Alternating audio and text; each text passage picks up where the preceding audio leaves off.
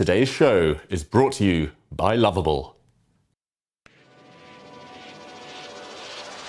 Here we go.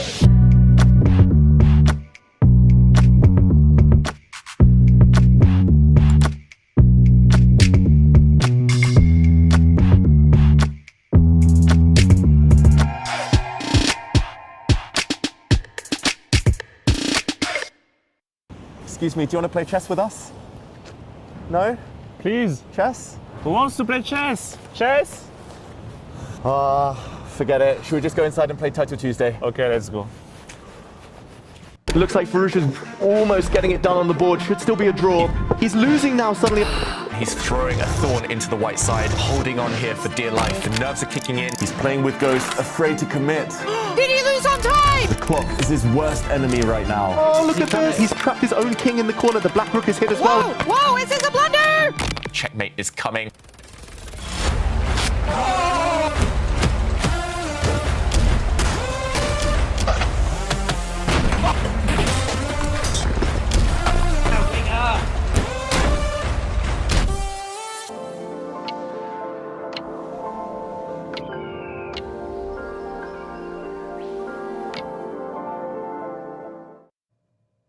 And welcome to Titled Tuesday here in the Take studio. It is the 11th day of the 11th month. It's game week 11. David, are we finally going to get the perfect 11 out of 11 score in Titled Tuesday? Oh, first of all, I can't believe it's been 11 weeks already. We're nearly at the end of split one. Chess players do believe in signs, right? We believe in patterns. I think it's going to happen. Magnus is going to be inspired. Hikaru is going to be inspired. Bring it on. 11 out of 11. Let's go. But even more important than getting 11 out of 11 is collecting points, because the Title Tuesday, it's all about collecting points for the Champions Chess Tour total leaderboard, which can take you all the way to the EWC, the Esports World Cup, which Magnus won this summer. And that was a really spectacular tournament. It really was one of the highlights of the year so far. Magnus ended up winning it for his team there, Team Liquid. We'll talk more about that later, but definitely one of the highlights of the calendar for next year too, as the players have already shown how much they want to qualify. I can't wait for edition 2 of the EWC. And we are also, as you say, we're already in game week 11, and this split only consists of 13 weeks, so there's not much more time to collect points in this Titled Tuesday for this autumn split. Who is going to win the autumn one? It's Magnus who's leading, but only 3 more Tuesdays, including this one, remain. And we can see that Magnus, he's got 44 points, followed by Hikaru, Firouzja, Lazovic, who last week won and climbed far up on the leaderboard. Yeah, for everyone else, it's actually good news that Magnus is at the top here because he's already qualified. He'll be there at the EWC next year, no matter what. For everyone else, it's quite close. Not that many points separating 10th place and 2nd place on this leaderboard. So for those who can play, surely they'll try and stake their claim now and try to take their chances. And I also noticed that Bortnik, the winner of the previous Tuesday, he has been passed by Lazovic, and he actually wasn't able to participate last week due to a bit of controversy. There was an issue with the anti-cheating software Proctor, and Bortnik sadly could not participate in addition to very many other players. And let's take a look at what he wrote on Twitter after not being able to play. He said that the new version of Proctor just broke the Title Tuesday. A lot of them can't join the tournament, and I'm one of them. And he says that, I don't know why Chess.com hasn't canceled the tournament. A lot of the players couldn't join. Ridiculous. And Chess.com has now issued a statement in response to this, and they do admit that it was a mistake by them, that they've apologized to the affected players and have made changes that should prevent issues like this from occurring in the future. And we actually have Bortnik with us here. And Alexander, do you accept Chess.com's apology? Hello, Take. Hi. Yes, yeah. I mean, do I have a choice? I need to keep playing. Yes, I'm so upset I could not play and have a chance to earn more points. As you already said, it's very important every tournament to have a chance, earn 1 or 2 or even 3 right now. Lazovic ahead of me at 1 point. And when you just lose a chance to earn one, maybe 10, who knows, and be one step closer to one of my dreams, actually, to play the esport club, Esports Cup, which I tried to qualify last year as well. This made me upset. And actually, I was right on the Title Tuesday chat that we can join it. And I was only me. There was more than, I guess, 200 people who couldn't join. I still think they should, if they not cancel tournament, they should not count the points. That's my view on this situation. But now you really need points because, like you say, it's your dream to play in the Esports World Cup. How motivated are you to get 10 points today? I'm mostly angry. I want to, yeah, I want to just show myself again as I did 2 weeks ago, and has a chance, just playing again best players in the world. So always enjoying to face players like Magnus, like Hikaru. So I am actually motivated very well, and I want to say I already tried to join the Proctor. It works today, so they actually fixed the problem. So I want to mention that they fixed that problem. I hope this will not be laggy. So we'll see. We'll see. We'll see. And best of luck to you then in your chase for more points in the Title Tuesday total leaderboard. Good luck to you. And let's take a look, David, at which players have already signed up. He's saying that there's no issues with Proctor today. He's ready, and already 136 people. Yeah, I'm excited. Look at that. Magnus has already joined. This is probably Very the first early. time, exactly, first time he's ever joined more than 5 minutes before the event has begun. Hikaru's there, Nepo's there after getting knocked out of the World Cup. Hans Niemann joins us, another winner of a previous split. It feels like everyone's joined early, probably because of what Alexander was talking about, right? The Proctor problems. Maybe everyone kind of learned that Magnus last time running in with seconds before the tournament was starting. Luckily, he had some help to get himself set up. But let's take a look at where the players are actually sitting, because Magnus, as we can notice, he's not here in the Take studio. He is playing from the Netherlands in Team Liquid's offices, his esports team that he represented at the Esports World Cup. And we can also see that a lot of players are centered in Goa in India, and they're there for the FIDE World Cup because there are a lot of players that are still playing. Among them, Martinez, who got a third place last week. He's combining both tournaments, and a lot of players are here in Goa, David. Exactly. We see some images from earlier in the event. Today, round 4 started out there in Goa. Arjun Aragaisi still in the mix. Prague was still in the mix. But we have seen some favorites fall already. MVL surviving barely, making it through to an Armageddon and knocking out Artemiev. But there we go, Dubov as well. It's been a crazy time out there at the World Cup, and that makes things maybe better for us. It means that more players, having left that competition, are ready to play Title Tuesday. Yeah, and the people that are playing in Goa, they are really trying to qualify for the candidates. There are 3 spots up for grabs.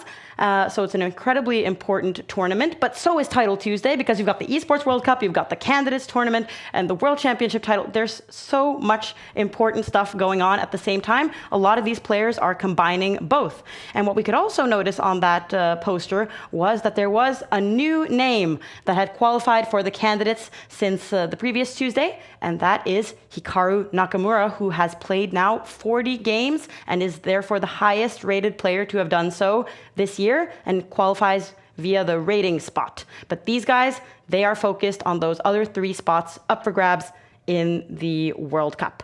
But there's also been a lot of really big names that have been knocked out from Goa. Yeah, we saw some of them just a moment ago. Anish Giri, who's already made it there to the candidates, he's now out of the World Cup. World champion Gukesh knocked out Mamedyarov, Abdu Satarov, Jan Nepomniachtchi. Here we go. It's a list of casualties. All of these world-class players, these 27, sometimes even 2,800 players, they have left us. Hans being one of the early casualties in the event. And since they can't make it to the next round of the FIDE World Cup, maybe they can show up here in Title Tuesday. These are some of the players that we really want to see. Gukesh has not participated so far. Giri needs to start playing more blitz. Niemann, he was on the leaderboard that we showed in the beginning. He needs to get his points back now.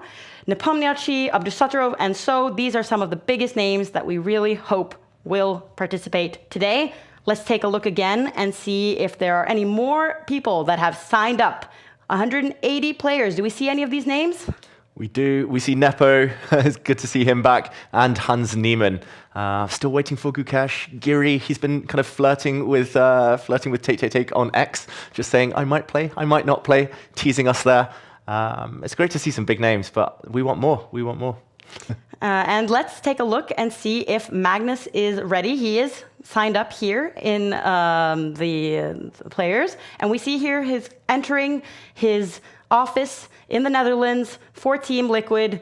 So we're going to have a great image of Magnus there today. And he is early and he is smiling.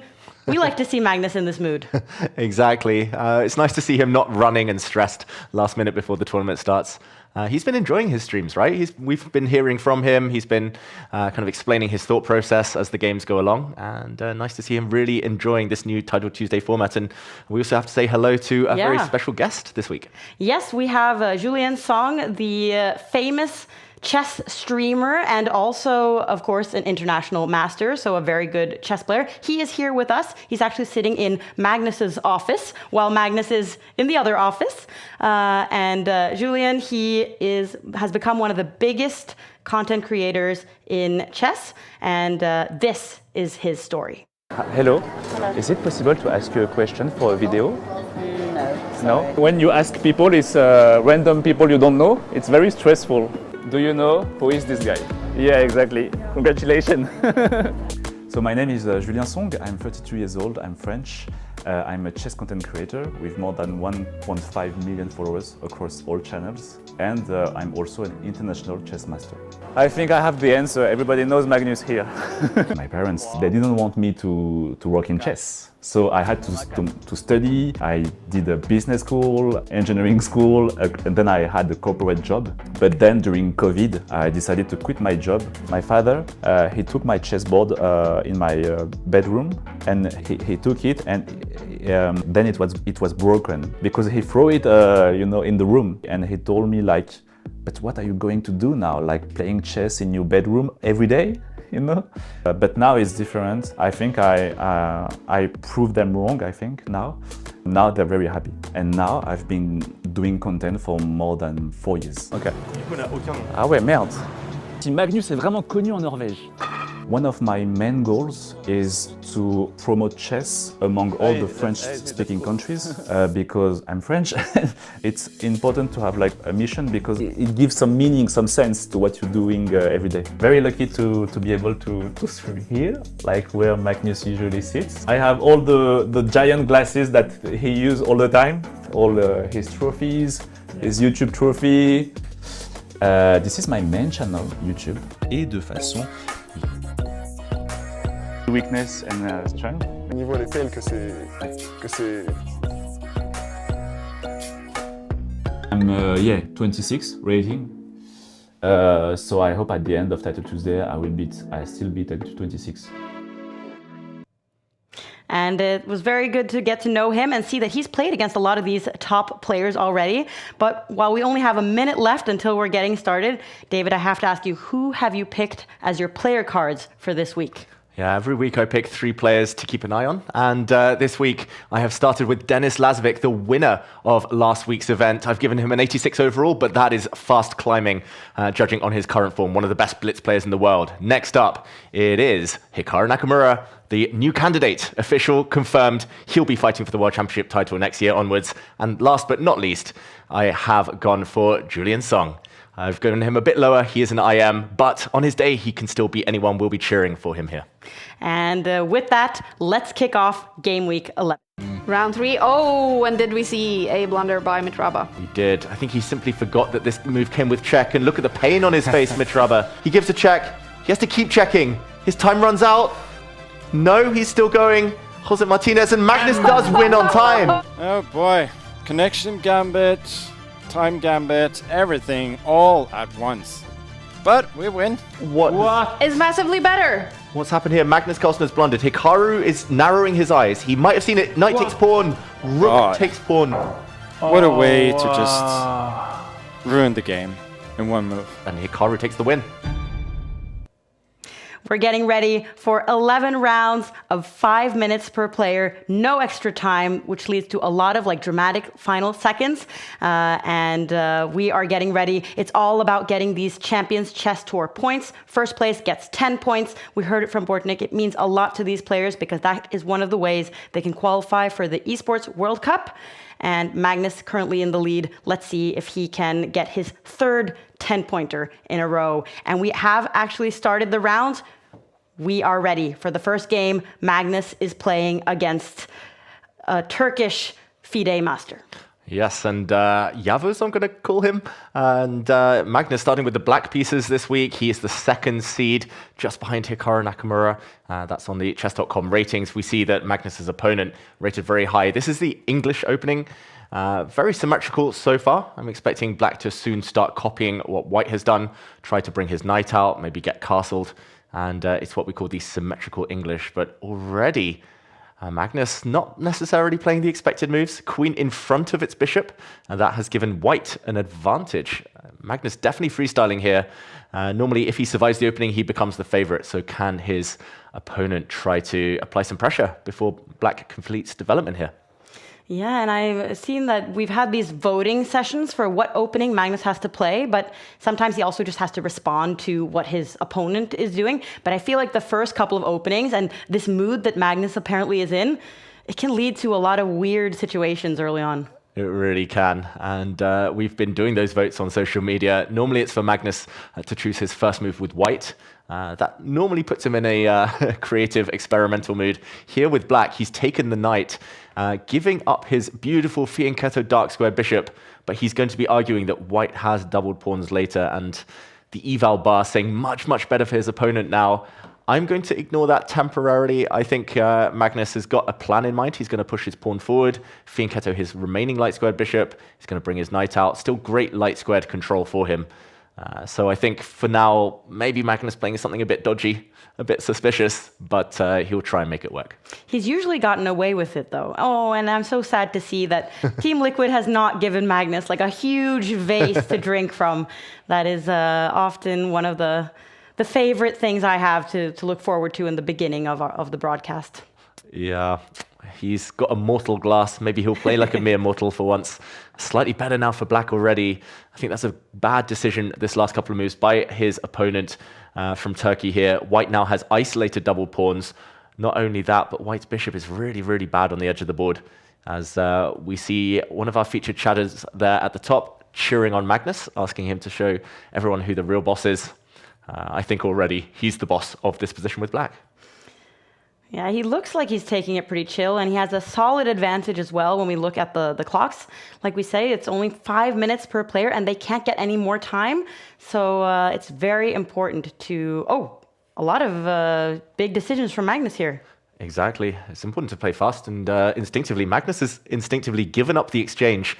Little transition there. White sacrificed a knight in return for the rook in the corner. Black got a pawn in the process. Magnus takes back with his king. Wow. And he's arguing here that the bishop on the edge was trapped, has to go back home.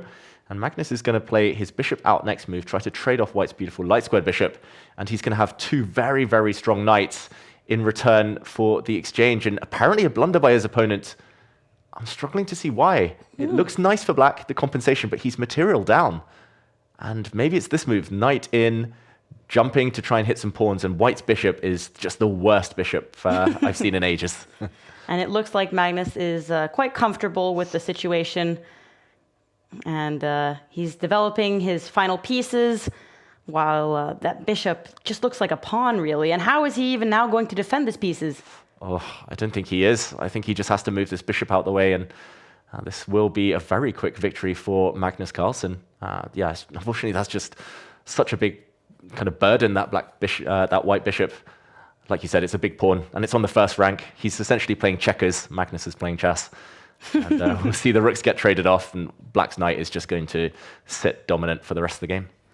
Magnus trying to trade off the rooks, wants to simplify the position even more, and Magnus is now bringing his king into the game.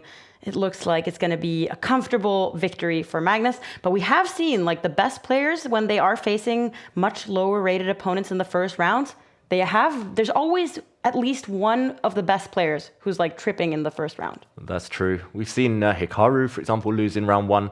And yeah, it feels weird saying lower rated players because 2654 is so strong. But you're right. I mean, it's all relative. And Magnus, he's over 650 points higher than his opponent on Chess.com ratings here. He's pushing forward. He's going to improve his king now. I think this is one of those positions you don't even have to calculate, right? It's a 3 versus 2 pawn majority for black. He's a pawn up, as well as having a dominant minor piece. Maud, I think it's going to be a good start for Norway. Yes, we are rooting for Team Norway because there is also a country standings competition where the best 5 results for each country count towards that country's total points. And Magnus doing a good job of representing Norway. But I know that we've had a lot of other younger players in particular that have become grandmasters and international masters. This tournament is open to anyone with a chess title. So the FIDE master here from Turkey, Yavuz, he can also play. I've also participated with my woman FIDE master title, but when I did, it was very hard to get a lot of points because the competition here is really tough. Exactly. There tends to be over 100 grandmasters and other very, very strong players. And yeah, it's good to see you playing, Maud, but also good to see you here in the studio with me as we see Magnus now closing in for the kill with his b-pawn. These two are just way faster than white's pawns on the other side of the board. And Magnus will be making a new queen anytime soon, maybe winning the white rook or white bishop in the process. He looks very confident, though, very calm. And yeah, nice to see him kind of back to his best here, Magnus Carlsen. The guy on the right is decent at chess, we get as a comment. I think that's a very safe statement to make. Exactly. Breaking news. Yeah. Breaking news. And okay, Magnus has calculated this. I would have been slightly reluctant to go into this because now white's king moves out the way, takes a pawn, and white is only a few moves away. But Magnus has worked out that he's catching the enemy bishop. And now he can push this pawn forward, push the b-pawn. Oh, wow, he's even pushing the other pawn. He's going to promote the e-pawn now. Don't get too fancy, Magnus. You need to take this seriously. Exactly. Why How is he going to stop white's pawn? He's not. They're both going to queen. He's going to take a pawn with check. Why did he allow this, though? Yeah. It's still winning for black, but at least now it's a bit messy. The white queen and bishop defend each other, so still a bit of hard work to be done. Oh, wow. Magnus felt like giving himself a bit of a challenge to warm up properly for this Title Tuesday. Exactly. Breaking news we see at the top of our screens for everyone at home. Quick wins for Alireza Firouzja and Hans Niemann. But yeah. Could have been a quick win for Magnus here too, but... Exactly. He didn't want to break. This is bizarre. He moves his king back. He's going to hide his king away from checks over on this side of the board. But yeah, I think the clock situation is also going to help him. 20 seconds versus a lot more than that. But very surprising stuff by Magnus. Maybe the killer instinct isn't quite as sharp as it tends to be. Yeah. 17 seconds now left for the Turkish FIDE master. And Magnus also now making threats to both the king and the bishop. He should win this game, but it was a bit longer than it may have needed to be. Yeah, and there we go. Mate in 11 according to the eval bar. Magnus stretching, flexing, pretty confident. His opponent plays for a stalemate trick. If Magnus had pre-moved with his pawn, this would be stalemate, but instead it's checkmate. Magnus takes the win. And we even see now that Yavuz had 8.3 seconds. We now have the milliseconds, which is very useful when we're watching chess with so little time in the end. So that's going to be very interesting to look out for in the rest of the broadcast. We see that Lazovic is still playing, but looks like he is winning. Do we have any upsets? Ooh, Nepo has gotten a draw. Oof. Okay. That's a disappointment no matter who that player was. Yeah. What's happened to Nepo recently? Disappointing World Cup. Yeah, he's a momentum player. He'll probably pick up some wins now on the bounce. He'll get easier opposition than the others will, but very surprising. Still a couple of games going, though. Denis Lazovic looks like he should win, and Andreikin too.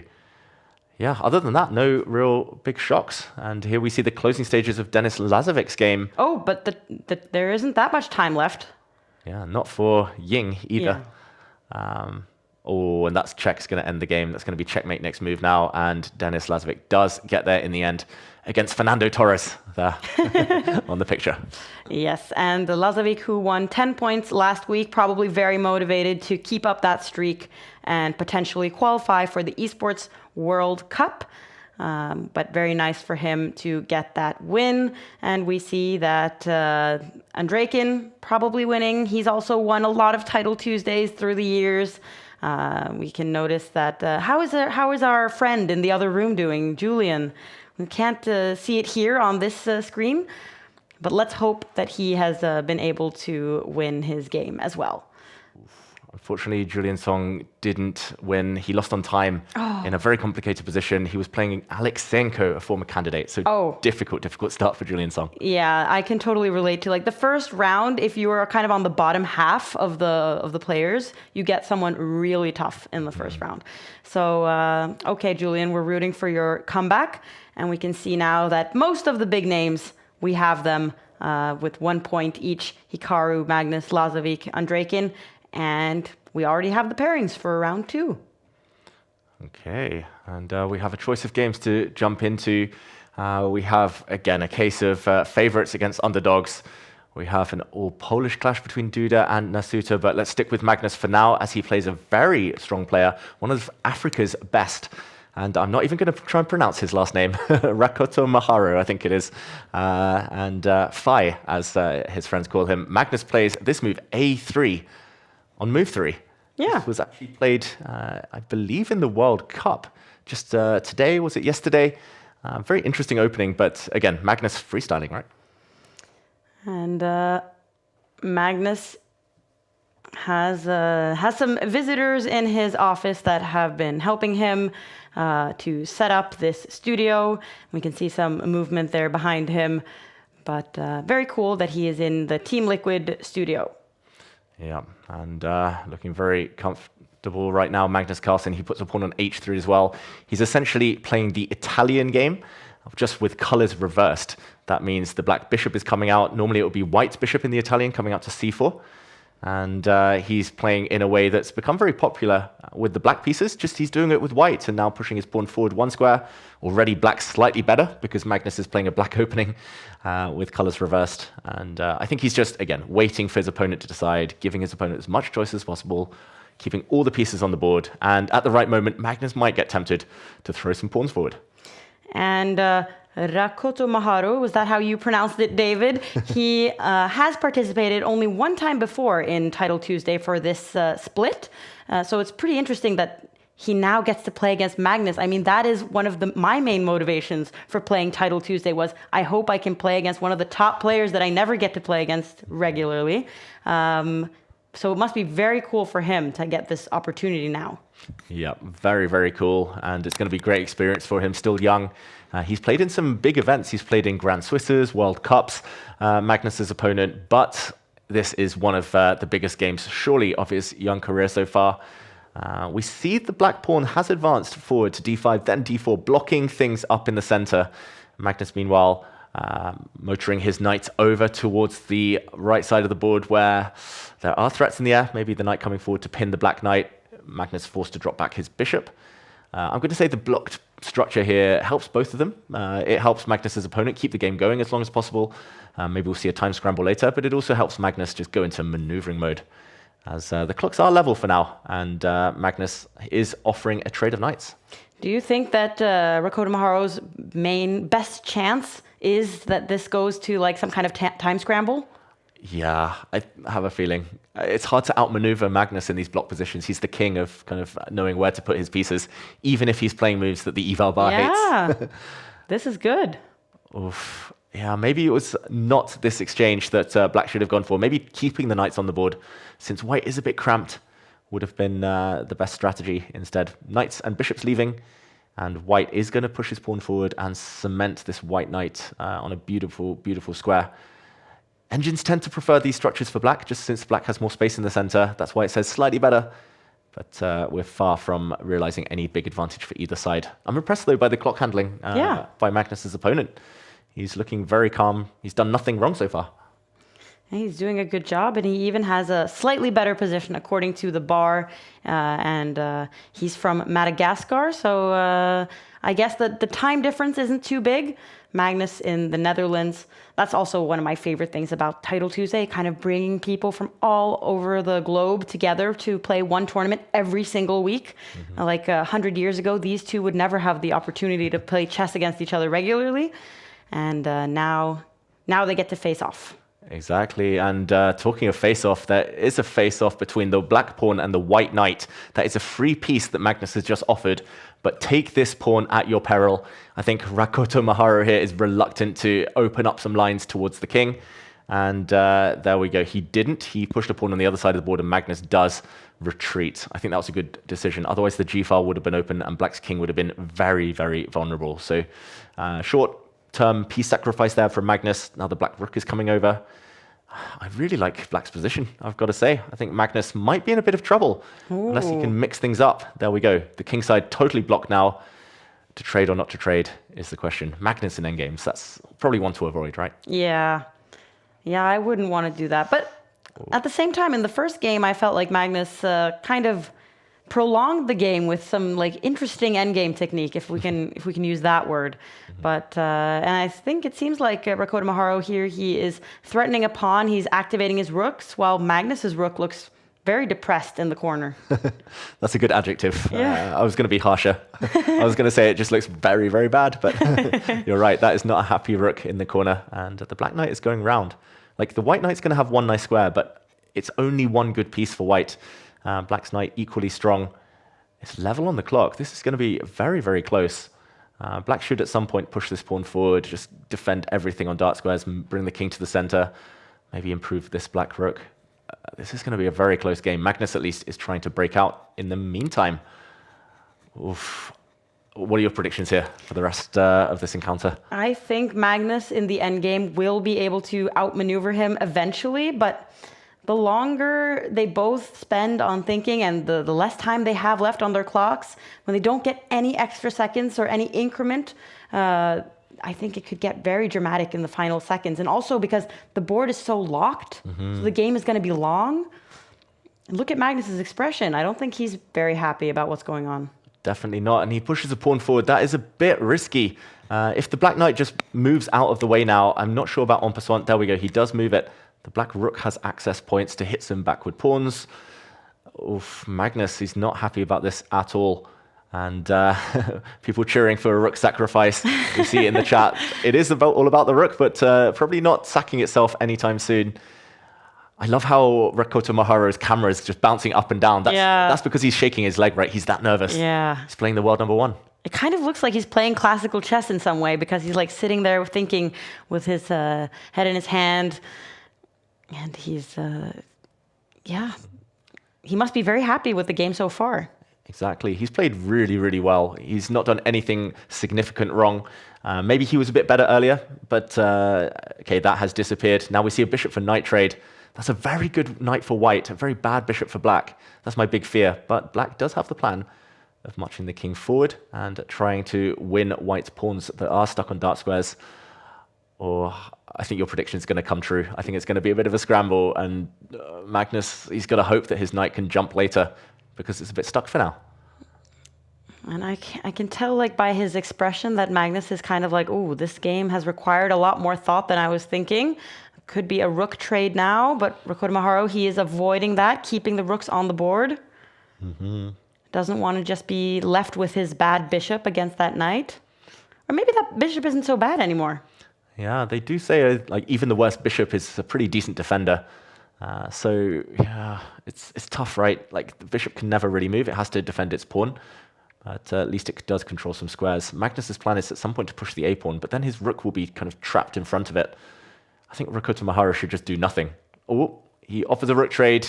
Now suddenly white is much better. He allowed the white rook behind. Oh, and now Magnus can go win a pawn. Yeah, he should have just kept the black rook on the back rank, waited, and done nothing, and probably it was just going to be a draw. Now we see a trade of pawns, but Magnus is going round the back, and it's the white H pawn that's probably going to decide this game. Oh.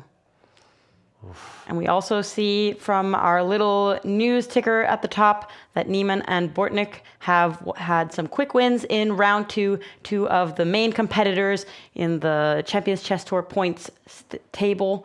They were both doing quite well there. They were both in the top 10. So that's good news for those two. Yeah, they've both won tournaments in the autumn split, and both will be difficult opponents for whoever lies in store. Oh, this is so scary for Magnus Carlsen. The D pawn is marching down, but the white king will drop back and block that pawn's advance. Magnus needs his rook to come around. He takes a pawn with check. He's so brave, Magnus Carlsen, in these endgames, especially with his king. And he knows that the knight is going to stop the pawn, maybe even give itself up for the black pawn, while he marches forward, winning now for white. But only 33 seconds left. I would be more nervous. I feel like Magnus is not in the right nervous mode that you should be when you have so little time left. Yeah, he's a bit slower than normal, you're right, Magnus Carlsen. The white king drops back. The black rook maybe now should come down to the bottom of the board. There we go. Knight takes pawn forced. Black pins and wins the white knight, but can he stop the H pawn? He goes maybe the wrong way with the black king there. He's going to take a knight, but his rook cannot get behind. Magnus now is just threatening to move his own rook out the way and make a new queen. He can do it by force here with a check. A new queen is born, and the time scramble begins. And Magnus is talking a lot while he's in the time scramble. Should we hear what he says? Let's do it. Ah, je suis très content. Ah, les amis, on a gagné, c'est incroyable. Oh là là. I think we heard a little bit of Julian's song there as well, but he said incroyable. So I guess, oh my goodness, this is, but Magnus is already drinking water while he has 12 seconds left. That's how confident he was at the end there. Exactly. He did win it on the board. Just as he was about to win on the clock to Magnus Carlsen, he managed to swap off down to a winning king and pawn endgame. But look at his opponent, shake of the head. He knew he was so close, but not close enough. And there was only seconds left on the clock, but Magnus was really keeping his chill. So it seems like he is in a good mood, and he feels like he had control in that situation. And we can see that Lazovic already also has lost half a point, the winner of last week. And several of the top players have actually then kind of messed up their journey towards the perfect 11 out of 11. Yeah, that's what we're all hoping for, right? Andrew Tang losing a bit further down, a couple of draws by top players as well. As we see round 3 beginning, I am wondering where to go next.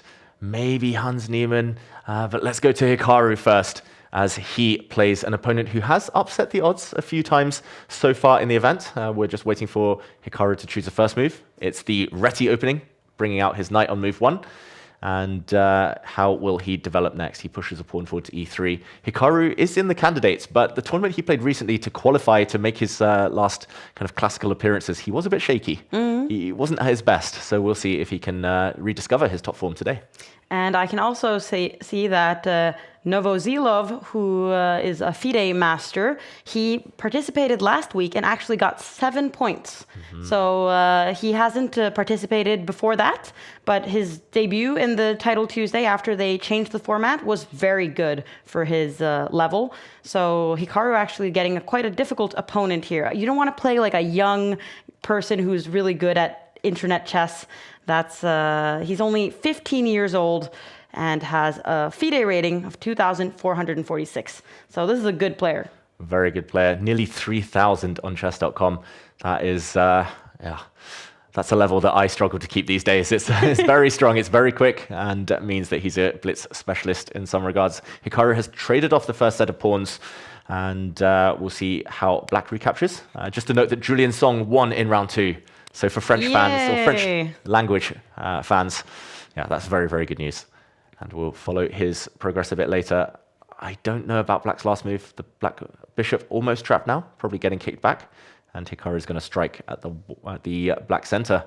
Looks like he's more busy chatting, though, than focusing on this opening.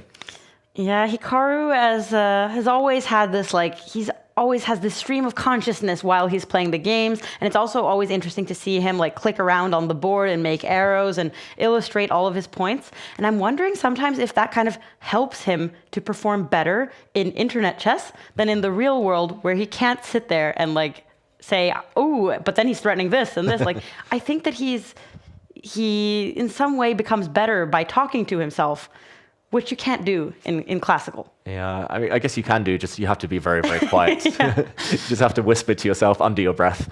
But yeah, I do genuinely think it's helped him just take the pressure off the fact he has a second career now. He doesn't have to win just to earn a living anymore. He's talked about how that has helped his career, Hikaru. He's trading off pawns and pieces in the meantime. He's trying to head towards a position where black is left with a horrible isolated pawn that's easily blockaded. Probably the dark squared bishops. There we go. Before I could draw the arrow, the dark squared bishops are off. A white knight now posted up in front of that isolated pawn. Beautiful outpost, can never ever be challenged. And we talked about bad bishops earlier. Black's bishop ain't great. So a small advantage for Hikaru now. And it seems like he is concentrating on beating this very good Russian 15-year-old who's done very well in the previous edition of the Titled Tuesday tournament. And Hikaru, now that he has secured the candidate spot, he can kind of chill out a bit. But for him, he still needs to get these Title Tuesday points. And he's only won one tournament out of the 10 that have been so far. I think he would be disappointed by that if he was told that in advance. Exactly. Before the format shake-up and Title Tuesday, he was winning 1 in every 3 tournaments, it felt like. Wow. And yeah, it just felt that he needed a few weeks to adjust. He wasn't at his best for the first few weeks of the autumn split. But here we go. He's brought his queen back. He's basically offering to repeat the position after the black knight came back to the center, but his opponent says no. And here we see a bishop trade potentially. I'm surprised that black bishop was so bad. But Hikaru wants to get his queen active. He wants to get his queen into the black camp. Yeah, and the rooks could be traded. There's a lot of trades that could be made right now. Professor Hikaru does like his endgames these days. He's kind of modeled his style on Magnus in a way. He likes to get these grindy positions, and the black knight posting up. I don't think that's good news for Hikaru. Like, queen takes pawn now will be met by the black rook sliding across, and black's rook will get a newly opened line. Win the pawn back immediately, which maybe Hikaru missed, so he just pushes a pawn near his own king. Ooh, watch out. There are tactics in the near future. Can't play this knight takes pawn yet because there is a pin. The white queen is so offside that maybe we'll see some tactics towards the white king a bit later. I always get nervous when I kind of allow the position to be that level of tactical for a longer period of time, because you always have to be considering all of these moves. And here we can see now that the 15-year-old has moved his king out of the direction of the rook, maybe he is threatening to make that move now. Yeah. There are definitely tactics in the air. Hikaru, I'm not sure what that symbol was. He's probably saying there are tactics in inverted commas there in the air, but he does need to speed up. We're used to seeing Magnus ahead on the clock, Hikaru ahead on the clock. Today, they both look a bit slower than normal. He moves his rook across, ruling out any tactics. The white rook now defends its knight, so there are no ideas of sacrificing in the center. Probably black now should be bringing his rook up just to defend this pawn and activating the other rook. But no, Novozilov tries to harass the white rook now. He's trying to repeat the position. He's trying to say, wherever you go, I'm going to hit you with my knight, and we're going to force a draw. But the white knight is the one that drops back, gaining a tempo against the black queen, and the white rook will try and use the new outpost in the center. There we go. Slightly better for Hikaru for the first time since the opening. And look at this expression. Is he kind of like... Why does he seem disappointed in himself if this is the first time he's actually gotten a good position? Yeah, Hikaru has so many faces, right? It's hard to know exactly what he's thinking. Often it's like, how am I only slightly better? Why am I not winning on the spot? Or maybe it's, oh, why did I play so badly for the last 5 moves? Suddenly I have to turn on the style now. Hikaru does suddenly have a 45-second advantage. And growing. How much would you trade a pawn for? How many seconds? Oof. In this situation? 45 seconds. Okay. It's that big of an advantage. Exactly. Wow. I think they used to say that one pawn is worth 1 minute, and that's, I think, over the board chess. Online, you can make more moves. Yeah. I'll say 45, and now, I mean, you predicted it, Maud. That pawn's just dropping off soon. Oh, he takes another one, Hikaru, but Hikaru's opponent. But what about this? What about this move? Hitting the Black Knight. Ooh, that looks scary. Oh, tactics in the air. Magnus has won his game. The pressure is on Hikaru if you want to keep up with Magnus. Okay, he didn't go for that check yet. There were ways for Black to stay alive. He takes the pawn back, level material, and weird configuration of rooks. White's rooks centralized, Black's rooks more passive, but also controlling squares. Can he keep the momentum going? Is he going to bring his knight forward? That would be the most obvious move in the position. Trying to go on the front foot, try to attack. The white queen needs to get to a better square. He pushes a pawn forward and loses some of the advantage. Black's creating an outside pass pawn now. This one is heating up. This one is getting very, very double-edged now, but the black queen is short of squares. Where's she going to go? So yeah, I forgot what I was saying before we started, but that's why everybody's streaming it now, is because they're trying, basically like Chess.com and everything. Well, Hikaru is not even focused on the game. He's talking about the fact that people are streaming the games because there is also a prize for the streamer who performs the best in Title Tuesday. So a lot of people are trying out streaming for the first time. But Hikaru, shouldn't you focus on the game right now? Oh, he should have focused earlier maybe, because he did let his advantage slip, but he's winning again suddenly, Hikaru Nakamura, and it's all to do with a skewer along this line. But nope, he's dropped the advantage back. He let his queen get counterattacked by the black knight, which swooped back to defend this pawn. And suddenly, game on. Hikaru still up 20 seconds, still with a big attack potentially, but anything could happen still. 3 results possible. Oh my goodness. And it is quite even on the clocks considering the situation we had earlier. And Hikaru seemed to be talking about completely other things. Is he going to have time to win this game? Suddenly black's better. Oh, the white king. Suddenly there's a checkmate threat on the long diagonal to swoop in with the black queen or to come behind with the black rook. How's he going to block? He offers a queen trade. That might have been necessary, but the black A pawn is going to be dangerous in this endgame if the queens do come off. Hikaru doesn't look happy with how things have developed. To trade or not to trade, that is the big question. Such a difficult moment. 25 seconds though for his young opponent. Can the teenager keep up the speed? He swaps queens and goes back. That's a great move, but watch out, checkmate threatened. The black rook blocks that one as well. The rook should slide behind now. Oh, why did he not go behind with his rook? He's trying to use his pawn as a distraction. There we go, the black knight attacked. 13 seconds for black right now. Another pawn drops and Hikaru suddenly winning again. Is there a checkmate idea by putting the rook on the 7th rank? He saves the pawn first. The white knight attacked. The knight has to move. It drops back and Hikaru, he's really been inaccurate this game. 2 pawns versus 2 pawns. One of the clocks is about to go red and there we go. Under 10 seconds. Suddenly white is winning. It's going to be checkmate. He's walked into a checkmate net, his young opponent, but nope, check again. Oh, is there going to be some kind of perpetual check here? Wow, Hikaru sees his opponent give up a rook, and there we go. Hikaru wins by resignation, but it was mostly the clock that decided it. Wow, that was not a clear-cut game at all, but Hikaru does manage to get his 3rd point. So he is in the lead together with Magnus and lots of other players that we can see here on the side. We also see that Anna Kremling has won her first game of the day, which is very good. And also, it's nice to win one of the first like 3 or 4 rounds, because what I noticed in my participation here was that I lost a game, and then I lost another one, and I lost another one. Then I got a free point because there's an odd number of players, and a lot of the worse players, they start dropping off during the tournament. So actually it just gets harder and harder. And I'm happy for Anna that she got a point early on in the tournament. And we see now that there are going to be some big names up against each other. We see Firouzja is also playing today. I don't think we've addressed that yet. So that's also fun that he is also playing here.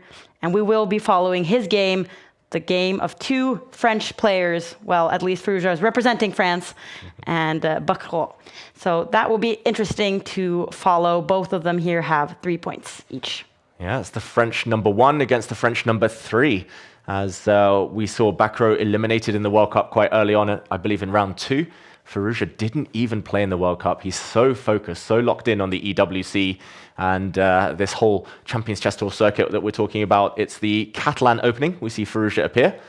It's a bit of a weird branch of the Catalan opening. Normally the black pawns don't go to a6 and h6, but Magnus has done it. It's become trendy. The black bishop also on a bit of an odd square where it can get hit, and Firouzja jumps in with his knight as he gives us a smile. Smile for the camera, Alireza.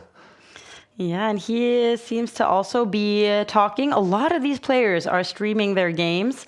As Hikaru mentioned, we got that little soundbite of him saying that a lot of players are doing that because there is a prize for the best streamer in these Title Tuesday tournaments. And also, maybe it just helps them to kind of lower their shoulders a little bit and not take it too seriously, to kind of be talking themselves through it and see it more as like a good, what should we call it, a good training run. But for Alireza, he needs to start getting points in Title Tuesday. He wants to make it to the Esports World Championship. Yeah, he really does. Whenever he's played Alireza, he's done pretty well, but he hasn't played every week. And he will not start needing to rack up those points. He can't just take it easy because he might get overtaken in these final few weeks here of the split. In the meantime, the position does look great for white. It's not a winning advantage, but it's definitely a long-term thing. Black's bishop, which has just moved once, is also pretty bad. It's been the day of bad bishops. This black bishop now sitting on a really ugly square. White's knights are marauding forward. And this is a big, big weakness. White has a bind. Pawns on dark squares, bishops on light squares. It's just full board control right now. And Alireza is going to try and switch it up. He's going to try and put his rook on this semi-open file. It looks like in the battle of France versus France, it's white who has the advantage. And Alireza, he did win in game week 6. He got a 2nd place in game week 4 and a 3rd place in game week 2. So when he does participate, he does really well and he's gotten a lot of points. But it's clear that he needs to step it up in these final weeks of the split and is prioritizing playing online in these Titled Tuesday tournaments. And here we also get an image of Bakro, who also has participated a couple of times, and his best result is 8 points, giving him 21st place, which is not enough to get any points for the leaderboard, but is a good result nonetheless. Yeah, and Etienne Bakro, the French defense on Twitch is supporting him, saying he should show the kid how proper chess is played. I guess Firouzja is the kid in this case, but Bakro was a child prodigy himself. Once upon a time, he was the world's youngest grandmaster when he became a GM at 14 years old. So very, very kind of storied player there. We see lots of pressure now on the G file. Bakro is trying to defend this passively here. He's going to move his rook across just to defend any checkmates. But White's position looks so good, and Bakro, ironic that he froze with this kind of camera image, head in hands, because his position is painful. And look at that, knight takes pawn. Ooh. I was going to say it, the queen couldn't have taken back because there was checkmate. So Firouzja now a pawn up with the attack. Oh, wow. Yeah, it looks like Alireza is very concentrated and very focused on figuring out how he's going to get his advantage converted into a win. 3 out of 3 points so far, and has won a lot of his games very quickly as well. So it's a guy with a lot of confidence right now. Yep, confidence. He's looking very calm. Bakro, just hard to find moves for him, unfortunately. His rooks are both very passive, just defending pawns. His queen has nowhere to go. His knight and bishop are fine. But if they move, the black king might be a bit vulnerable. It's a process of elimination. What can he move? A pawn? Pawns? Pawn a5? How many moves does he have left then? Not that many. It's ugly. Maybe he can put a knight in the center, but it's not clear what it's doing there. It will never get taken. And okay, he pushes a pawn. We got there. We said it, right? And still tough for him, though. It's always a bad sign when you're like, okay, the only thing I can do is push pawns, and then you start counting. How many times can I do that in a row? And then my position is going to collapse. Yeah, and the opponent can improve pieces. Alireza, at the right moment, will try to bring his rook up and across. To try and go for some new checkmate ideas. First, he recenters his knight, which will be on a beautiful central square.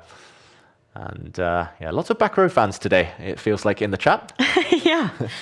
But yeah, he might not get mated on the back row, but it does feel like he will get mated maybe on the 6th row. Looks very, very good for Firouzja. I don't see many players calmer than that on the camera. Yeah, and what kind of a pose is that? There's such a contrast between these two right now.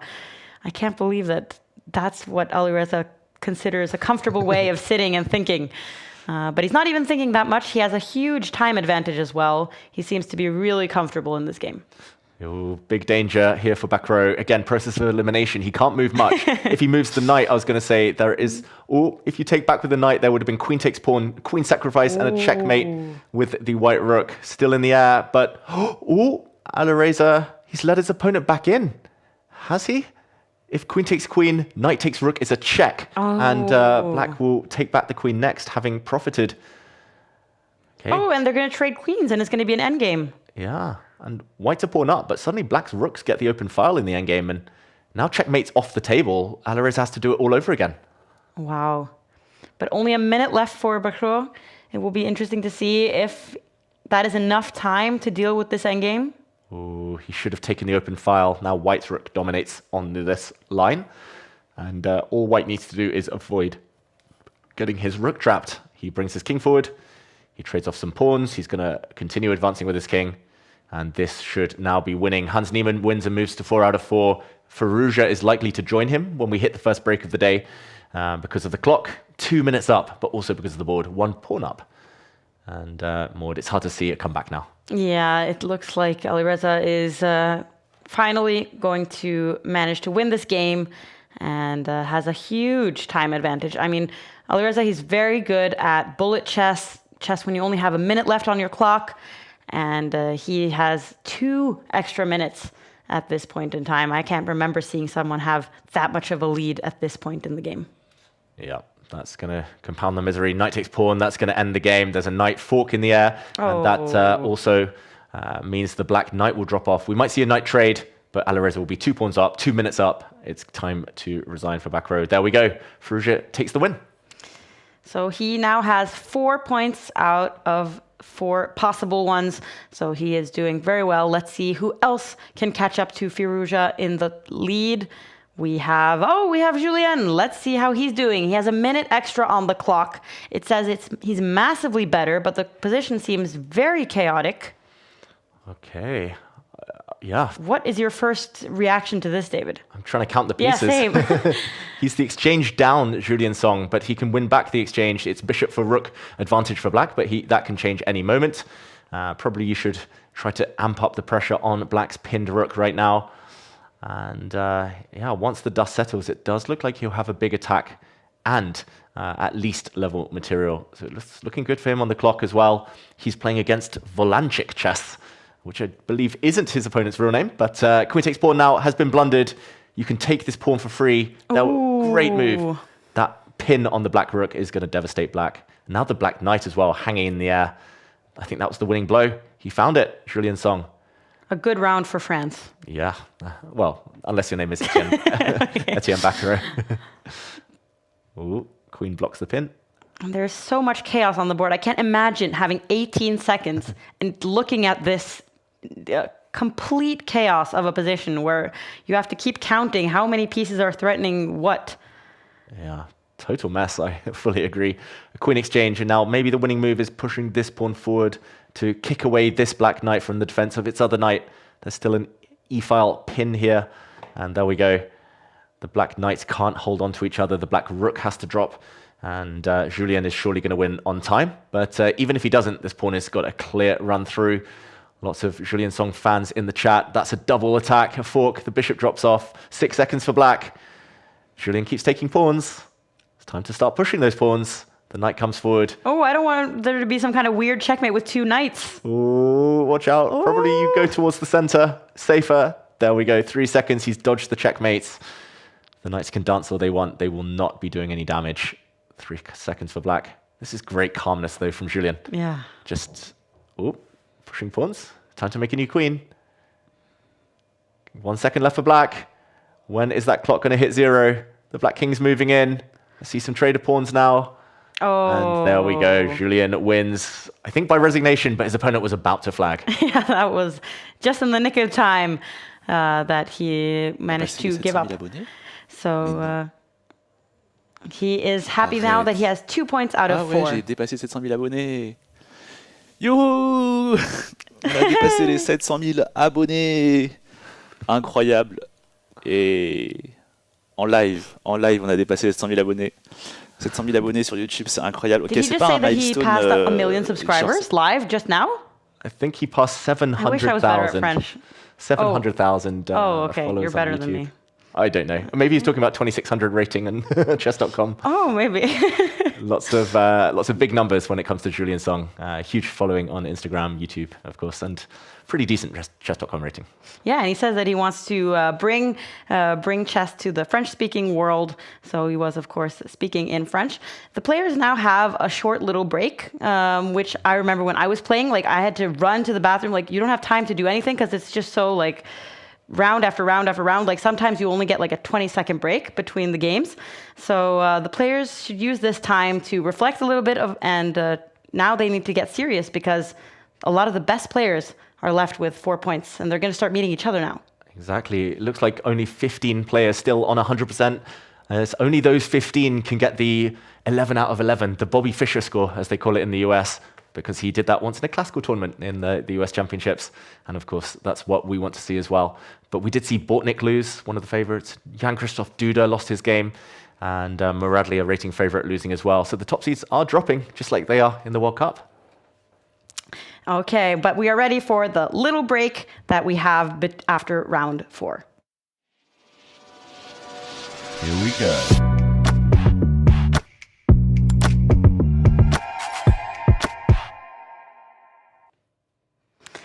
All right, and let's also take a look at some of the highlights, the action replay presented by our presenting partner, Lovable.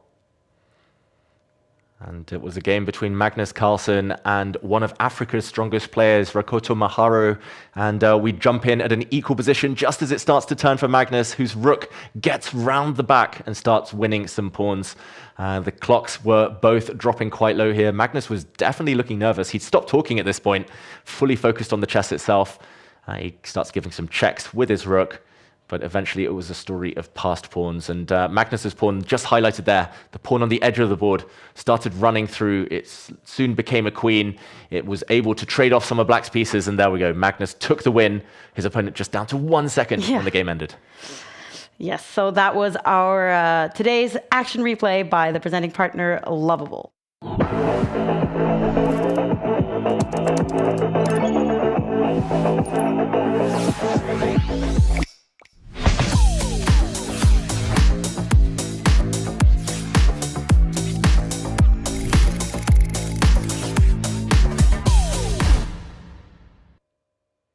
And we can take a look at how they are doing on the standings. We see Niemann, we see Magnus, we see Hikaru. The big names, they have 4 points each. Yeah, that's right. Alireza Firouzja, we saw him get the job done in the previous round as well. But other than those 4, we have some surprising names up there, some that I'm not so familiar with. Maybe we'll see some surprises. I don't think they'll meet each other yet, but maybe the fans out there all wanting to see Hikaru, Hans, and Magnus at some point face off. And let's not forget to look at the country standings. The USA, obviously, with Hikaru and with Niemann, both at 4 points. They're doing very well. Norway, 12th place. I'm rooting for Norway. So the others, besides Magnus, are not having the best day today. Are there any other countries that stand out to you here, David? Well, where's England? That's my big question. England are not on the top 20. Where are you? Countries. You have to represent your country. Aren't you one of the best players in England? I'm busy. You're busy. But yeah, I mean, it's great to see countries like Greece in 8th place right now. Every week they're coming kind of top 10 or thereabouts, despite maybe not being the world superpower that the likes of India and the US are. So nice to see Greece, nice to see Poland represented, always doing well. Argentina as well, not known for their chess as much as their football, but doing pretty decently. And it's, as we can see here, a lot of different countries are represented, but it's the top 5 that are contributing to the country scores. And here we can see some of the players all over the world. We see Hans, Niemann, we see Julian, who's sitting next door to us here. We see the Team Liquid studio, and who do you think is the top left corner here?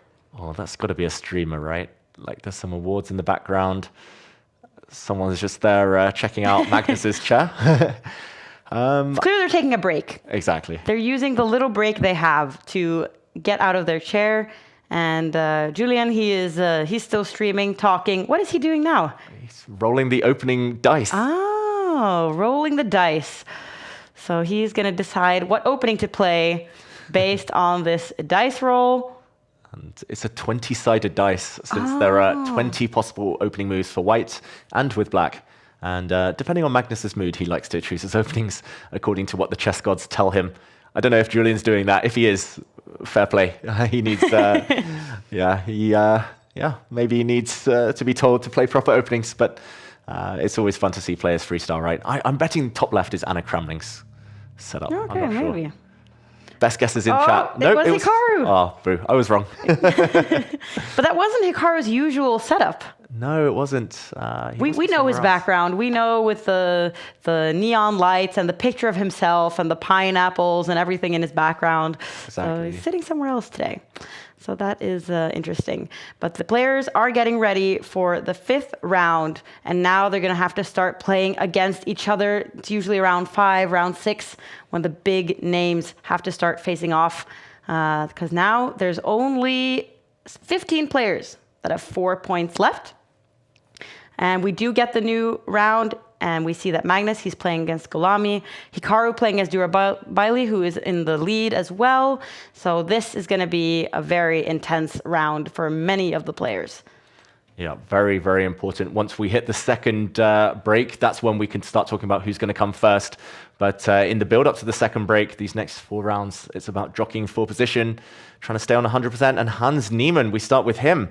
For the first time we see him in action, it's the French defense.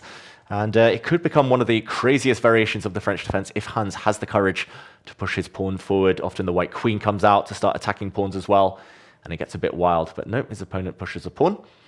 The queen does come out anyway, big threat, and the bishop goes home. This is very old theory that was first seen, I believe, in the 1950s. And Hans Niemann starts pushing some pawns forward.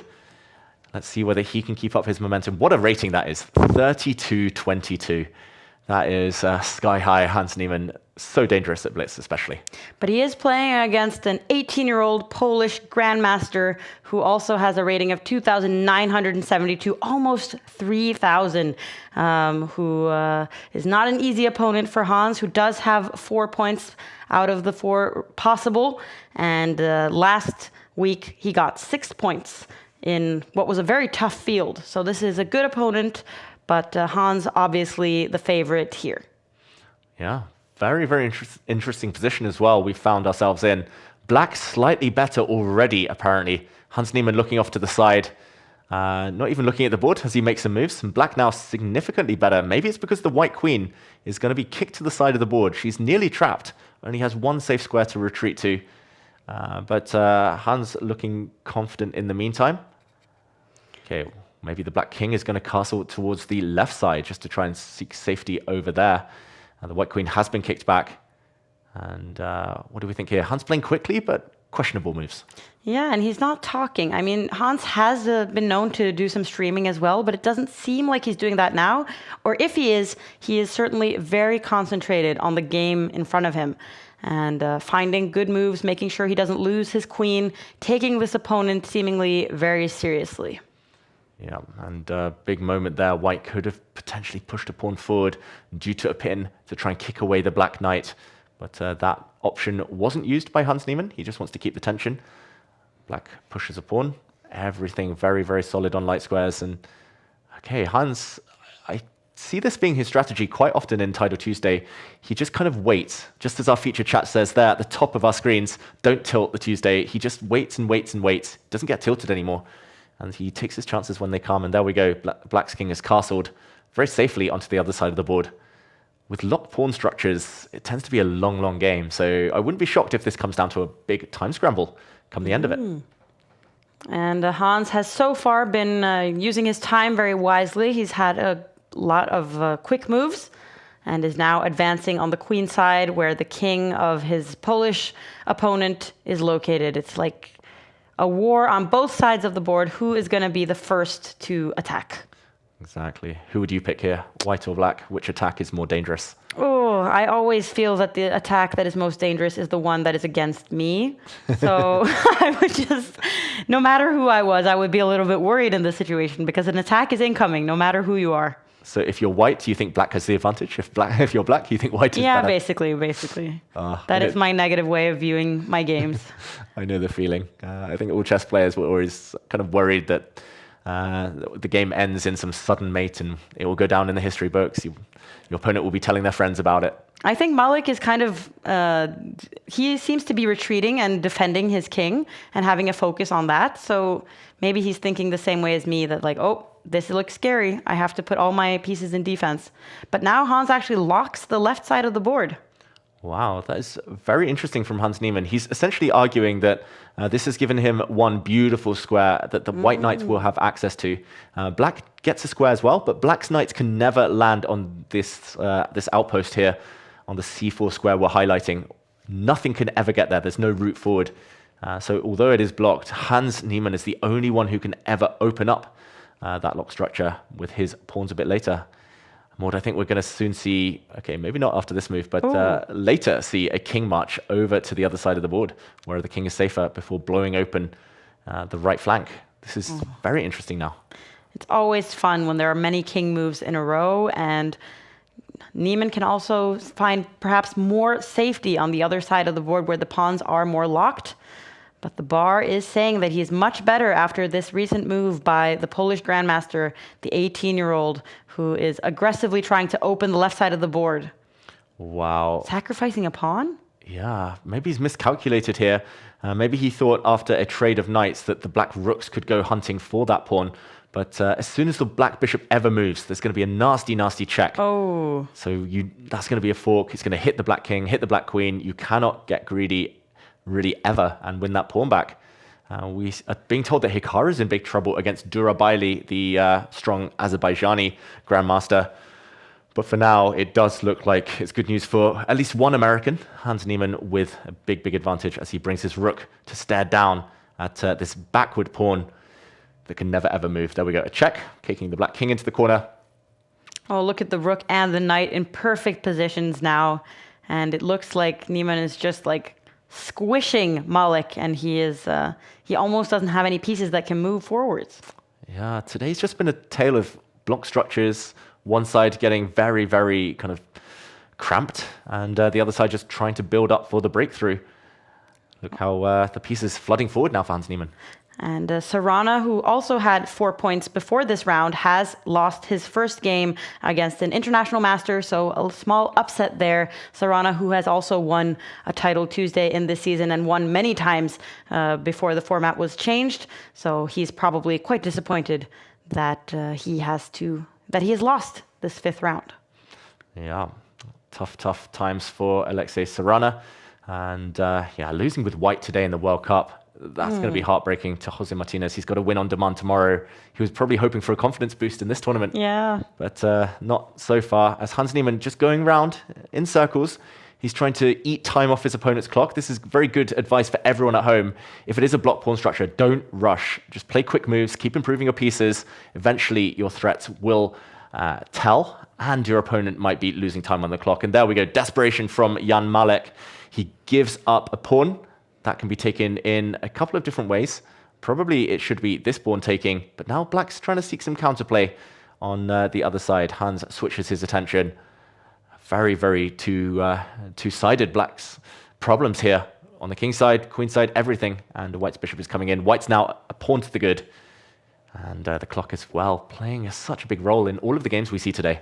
Yeah, and it's really the players who have mastered this 5 minutes, no extra time per move, no increment as we call it. Those players get paid off really well because they know how important the clock is. And once you're down to 24 seconds, you're never getting that time back. And so Hans, he knows that every second is valuable. He needs to keep his tempo high. Even when he has 2 minutes left, he is pressuring his opponent on the clock. Yeah, his opponent's defended very well here, Malek. Like, he's going to put his knight in front of one pass pawn. We see him appear finally. And it's just Hans Niemann's other pawns that are going to do the damage. The H and the G pawns pushing forward. And there we go. It is a blunder. Eventually a knight sacrifice by Malek. That might just be resignation. Down a bishop now with white's pawn still marching. That pawn will cost black his rook. Hans, he hasn't needed to step out of second gear here, but now he is upping the tempo. And he's going to win in just a minute or so. There we go. The clock running out to 0. Malik runs out of time. Hans Niemann takes the win. A loss for Forever Young, as he is called on Chess.com.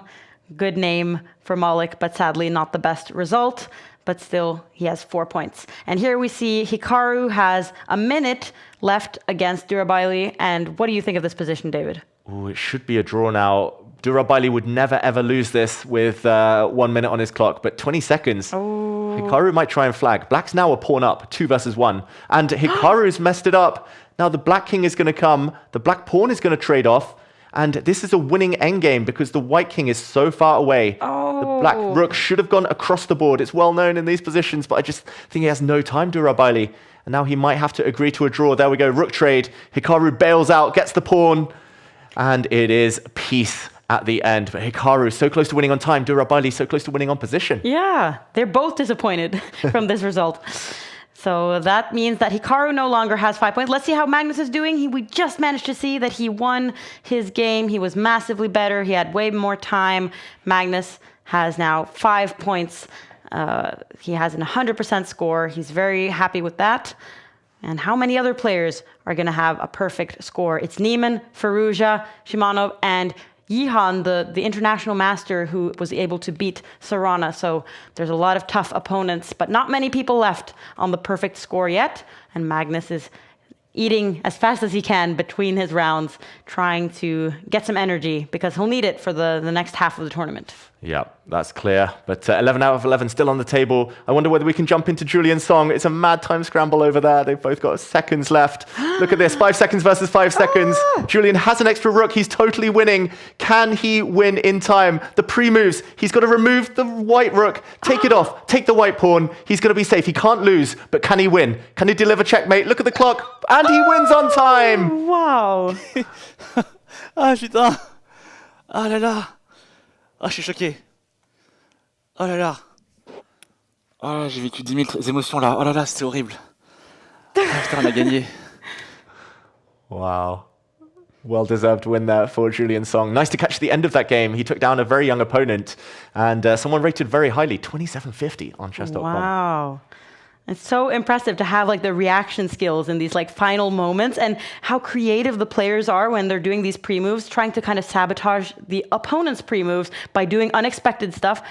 You really need some really good reaction time, so that was impressive. And they've already started the next round. He doesn't get a moment of break.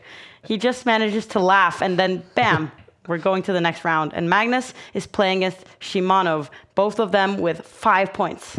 Exactly. Julian Song showing great reaction time in his game. Now we have to show great reaction time by getting back into the chess here in round 6. It's the King's Indian defense.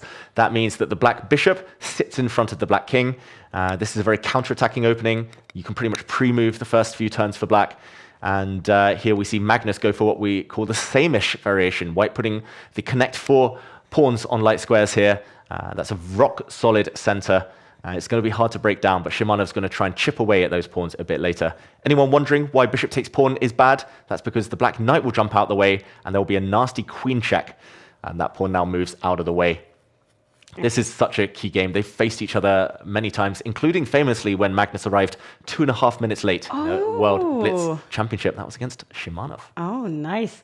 And Shimanov, he has participated a lot in Title Tuesday, and he's actually doing quite well in the total overall standings because he has a 7th place and a 5th place. So he's gotten some points. He has 5 points. He's one of the players who perhaps most desperately needs a really good result to climb into the top 10 and really be in contention to qualify for the Esports World Cup.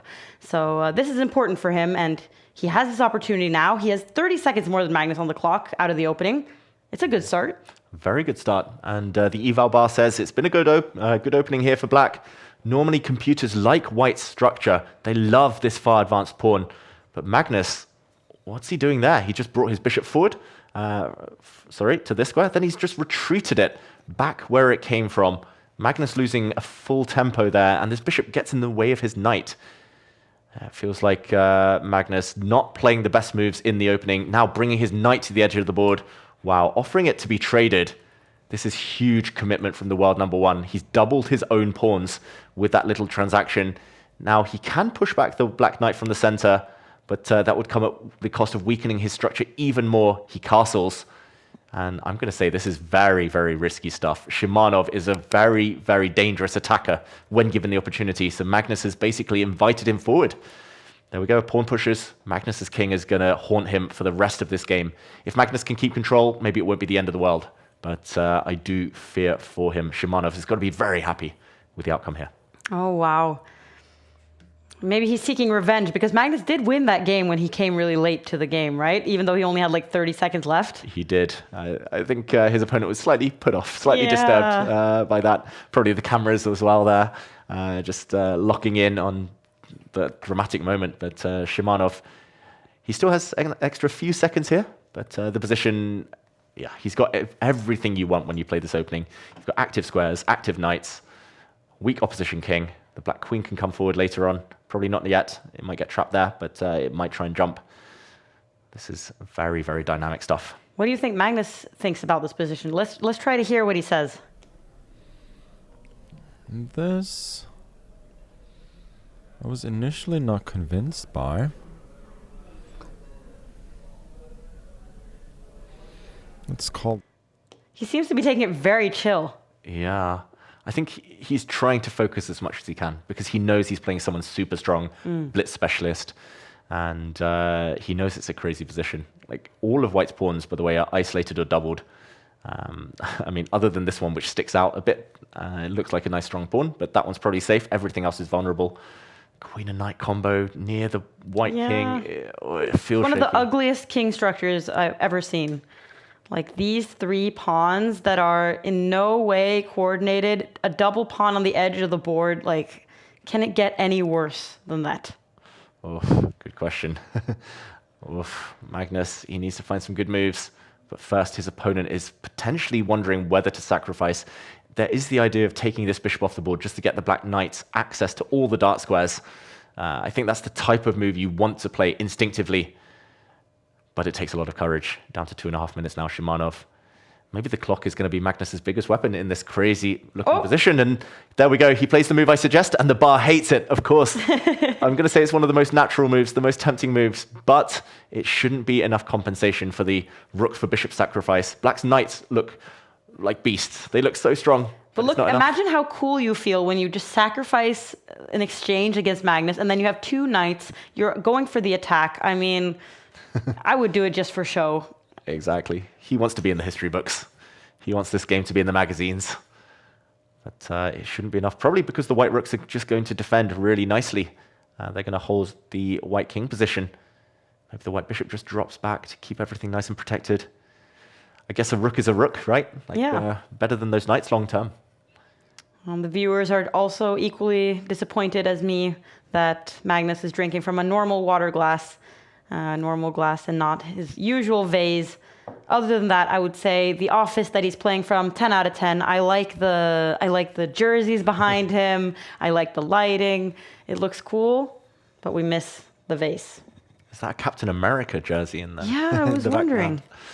And yeah, Magnus playing for Team Liquid should now be winning. The black rook moving across is apparently a big blunder in this position, and white has a winning move if he spots that he just takes this pawn. There we go. It was a free pawn on offer. It's not even a sacrifice. The white bishop protects it, and some tactics in the air. Black's now counterattacking against the white queen, and the big question is how to deal with this. Does the white queen just shift up one square, keep herself nice and safe? That looks like the most effective. Hikaru is one, leapfrogging Magnus, but Magnus still has a chance to go above if he wins this game. Queen trade, he's trying to force the queens off since he's done the hard work. He's still up a rook for a knight. This looks like a great decision by Magnus. Queen takes pawn, met by a nice bishop block. And we can also see that Hikaru has won his game and therefore now has 5.5 points, inching closer to the lead, but Magnus can leave Hikaru behind if he wins this game. Magnus almost has a minute extra on the clock. He's trying to trade the queens, and he has more material. It seems to be going in his direction. Magnus is headed towards 6 points. Yeah, he's so close now. I don't think he's going to mess this up. There are some tactics. Knight takes pawn looks like the most tempting move in the position, to my eyes. But you have to reckon with black's knight taking this pawn at some point. That would be a fork on the two white rooks. You've got to calculate quite correctly. He's pausing. Very professional. I've noticed the top players, they play as quickly as they can. As soon as calculation comes into the mix, they slow down. Can Magnus slow down much longer, though? There we go. He keeps his time advantage. Knight takes pawn, hitting the black rook. That comes with a check. So the black rook has to move. And what to do now? Wow, Magnus sidesteps with his own rook, hitting this black knight. Counterattack. That looks very, very strong. That black knight, if it moves, will drop the pawn on the edge of the board with a check. So Magnus does trade off those pieces. He's getting closer now. He brings his rook up, again hitting the knight, hitting this pawn. Shimanov down to 40-something seconds. Ooh. Probably not enough. Firouzja losing in the meantime. Oh, wow. Big developments on the leaderboard. This is an important game, Magnus. And there we go. He's going to get it. He's forcing the black bishop to give itself up to stave off checkmate. That will mean white is a rook up. Surely nobody battles on against Magnus in an endgame. A rook down. Shimanov does resign. Magnus takes the win, 6 out of 6. Oh, wow. And I think that among the top players, there's only Hans Niemann. What is he doing? Why is he on his iPad? Okay, I think he was setting up some kind of camera or something there, and he is massively better. It's very important that he wins. What has happened here? He's not got much time, Hans Niemann. He has a totally winning position. Has he disconnected or something? No. Is it Proctor? Oh! What's happened there? Niemann, what is going on? The problem is his opponent is totally lost. It might not realize there are issues on Hans Niemann's side. If he can just play a move, maybe we'll see disconnection issues. Drama on the board of Hans Niemann, whose camera has disappeared. Or is it his opponent that has disconnected? Because why would you spend this much time on one move? Yeah, unfortunately, it's a dead loss position. Rook takes knight will lend a mating attack, and you can't stop it. Hans Niemann's back. He's back. He's ready to pounce. And he looks very chill to have only 30 seconds left. Yeah. He's just delivering mates, all winning the black queen. Rook takes knight is such a deadly sacrifice. His young opponent does play on. He moves the queen, but there we go. It's going to end in checkmate in just 2 more moves. King back, rook takes pawn, would have been over. Hans Niemann takes the win, but what was he doing there? Back to a time scramble in the meantime with Julian Song. Julian is always offering us some entertainment, but he is, according to the computer, struggling in this situation. Ooh, queen takes, will force the queen trade, and it's a cry of desperation from Julian Song. He knows he's about to be mated. His opponent has more than enough time. It's 2 queens to end the game. Ah, je suis dégoûté, j'y ai tellement cru. À un moment, je l'ai retourné, là. Ah, c'est pas... Ah là là là, il a bien joué, putain. La la la la, that means oh no in French. He said bien joué, so well played to his opponent. Yeah. But he knows he was close. I think just the clock disturbed him in that game, put him off. Oh well, so close. You can't win every time scramble. But some of our players have won every game, and it's Magnus, it's Niemann, and it's Fiorito, who just beat Alireza Firouzja in an incredible upset. It's going to be very exciting. Do you think we're going to have Magnus against Hans now? Does it make sense with the colors? Oh, they both had white in this last game. They'll both be black in the next one. I think it might be, there we go, Fiorito against Magnus. And wow, Hikaru against Hans Niemann. Maybe that's the one to follow. Oh, yeah, that sounds like a very fun game to follow. And Hikaru, who trails by half a point, it's very important that he catches up to the group if he has an ambition of winning this tournament. Which opening is he going to choose? He's eating and he's talking, but he is playing chess as well. He's playing the salad gambit. And he brings his d-pawn out, brings his knight out, making those pieces levitate. He's been putting this pawn on this square on e3 in all of his white games so far. Hikaru Nakamura, he clearly has prepared this opening for his recent over-the-board tournaments. He's been playing it in a game we saw earlier today. He's now going to take this pawn back. And I'm not sure exactly what this is called. It's kind of a mix between the Colle system and a kind of normal queen's pawn opening. He brings his knight forward, loses time, and Hans Niemann is already much better after just 6 moves with black. This is very surprising. Hikaru is a bit distracted, it seems, laughing away as he attacks black's center. But these central pawns now look phenomenal. And Hans Niemann, if he can keep them intact, will have a long-term advantage. Hikaru's got to start chipping away now, or he might never get a chance to breathe and threaten these pawns. Great start for Hans Niemann. And Niemann, he has won a title Tuesday earlier in this season, game week 5, but besides that, he hasn't gotten any points. So he only has the 10 points from his one amazing tournament, and now could really be an opportunity for him to climb on the leaderboard and potentially get to the the Esports World Championship. Yeah, this is bizarre play by Hikaru Nakamura. And I'm expecting now Hans Niemann to push forward in the center due to the fact his rook is backing up the center and potentially threatening the white queen. There are tactics in the air. When a rook stares down at a queen, you always feel a bit uncomfortable. And Hans plays the safer move, but loses some of his advantage. I've got to say, Hikaru playing one of the dodgiest openings I've seen in ages. But he probably is going to live to tell the tale. He's probably surviving here. Now the queen is hit and will just move out the way. And it's becoming more symmetrical. Hans probably not maximizing the edge there. Queen moves out the way. It looks like Hans is taking it very chill, though, and he is developing all of his pieces. It seems like he's been making quite natural moves, and he seems quite unbothered by the fact that Hikaru chooses such a strange opening, and by the fact that Hikaru is eating and kind of all over the place right now. Exactly. And there have been times when I've played matches online and you can see your opponent's camera. Yeah. Sometimes you don't really want to look, No. right? Because it's just distracting. It puts you off and you don't know what to read into it. I don't think they see each other, but Hans must know that Hikaru is playing some weird stuff.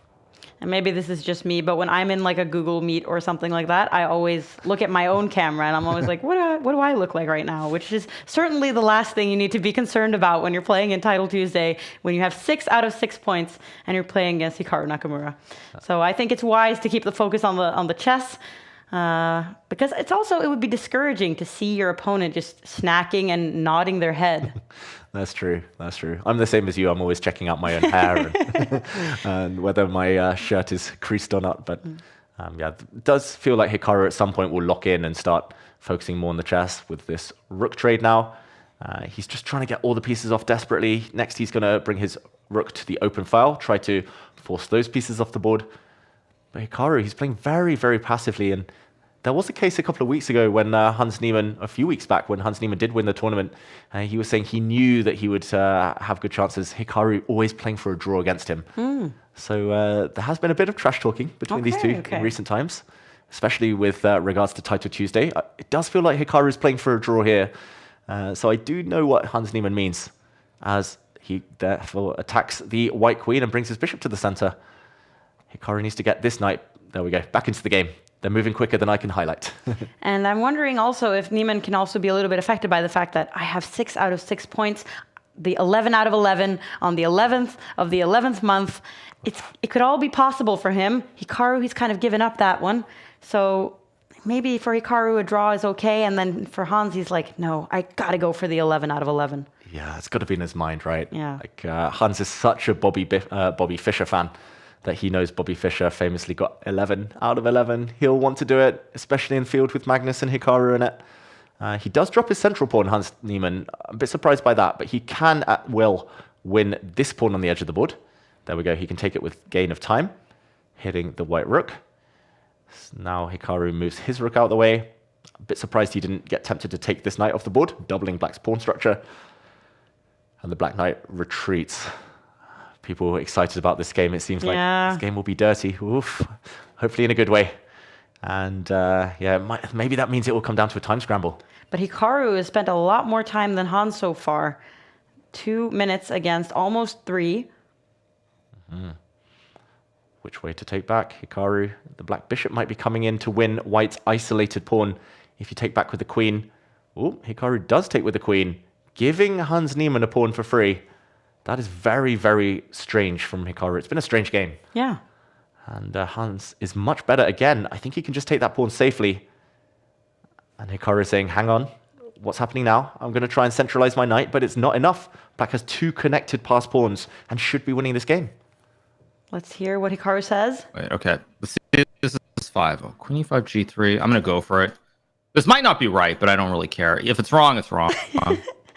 Okay, you think this might not be right, but I don't care. What kind of a mentality is Hikaru going into this game with? Yeah, maybe he's just super chilled. He's in the candidates now, right? Like he's. I don't care. Yeah, he literally doesn't care. Hikaru yeah, it Nakamura. kind of is his brand, but I don't believe him anymore. He can't say that he doesn't care about this. Exactly. Of course you care about this. This is one of your rivals in the Title Tuesday, and you don't want Hans to win. Mm-hmm. A big rival in American chess circles now. And look at Hikaru dancing to the music. The calm before the storm, or was it the calm before the sandstorm, apparently? Hikaru was listening to that earlier. He wins the pawn back, though. He capitalized on a mistake from Hans Niemann. This knight is only defended once by the black bishop. It's attacked twice. So Hikaru will win his pawn back. We might be headed towards a drawish endgame, but it's Hans Niemann with more time on the clock. Hans will not feature in the candidates. He will not feature in the World Championship cycle. He didn't make it there, but Hikaru will. Hikaru, can he save this game now? Looking confident, dancing away. Pawn takes knight will be met by bishop takes knight. And we're heading towards a draw. Okay, Hans Niemann makes it more complicated. I was wondering about this as well. Threatening some sneaky checkmating attacks. Queen takes pawn on the air. How to defend against that?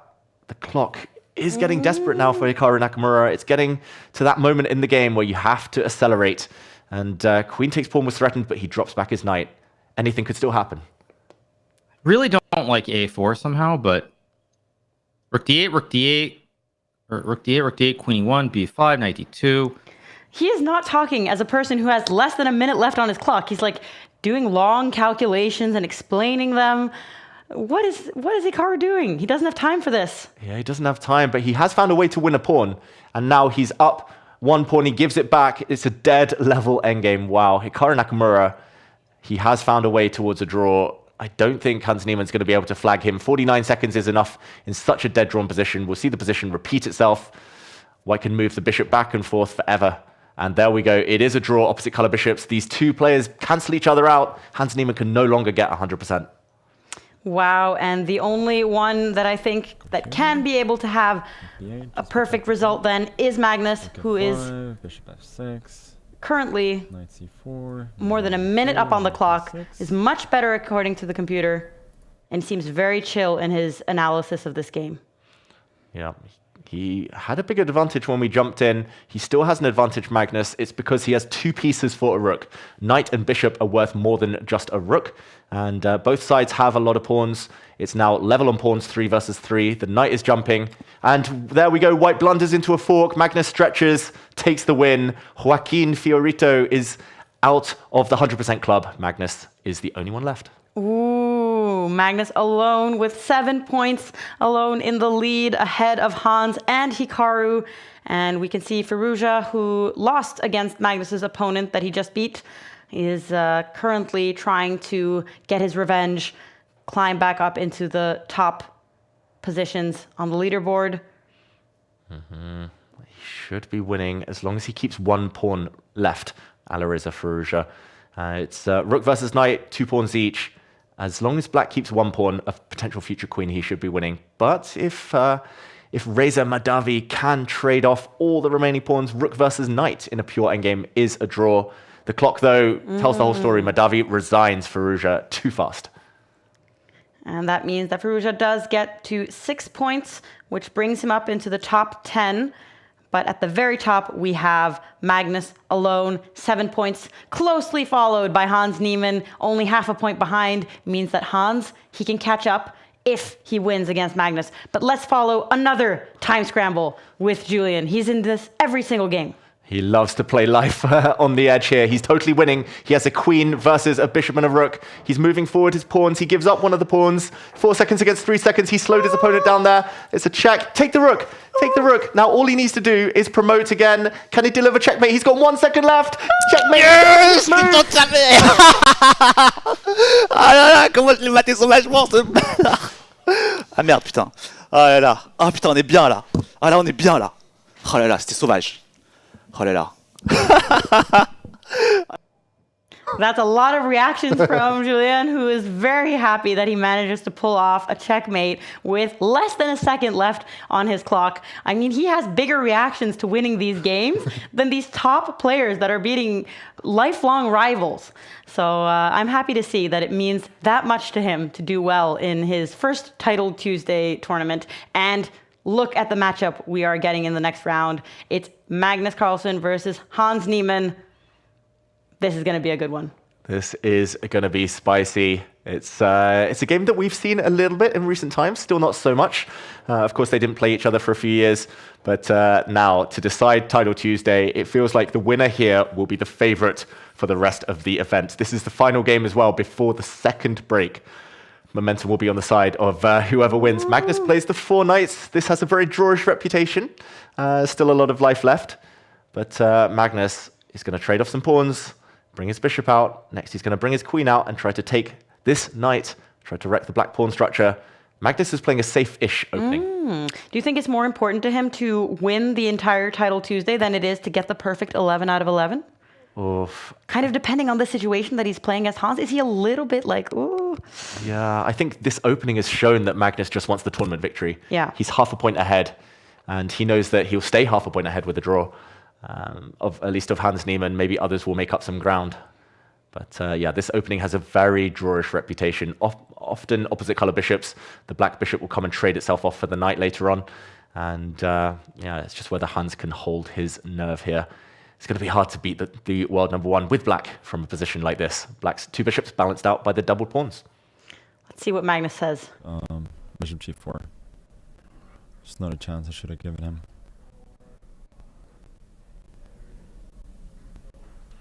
Oof. Super focused, Magnus Carlsen.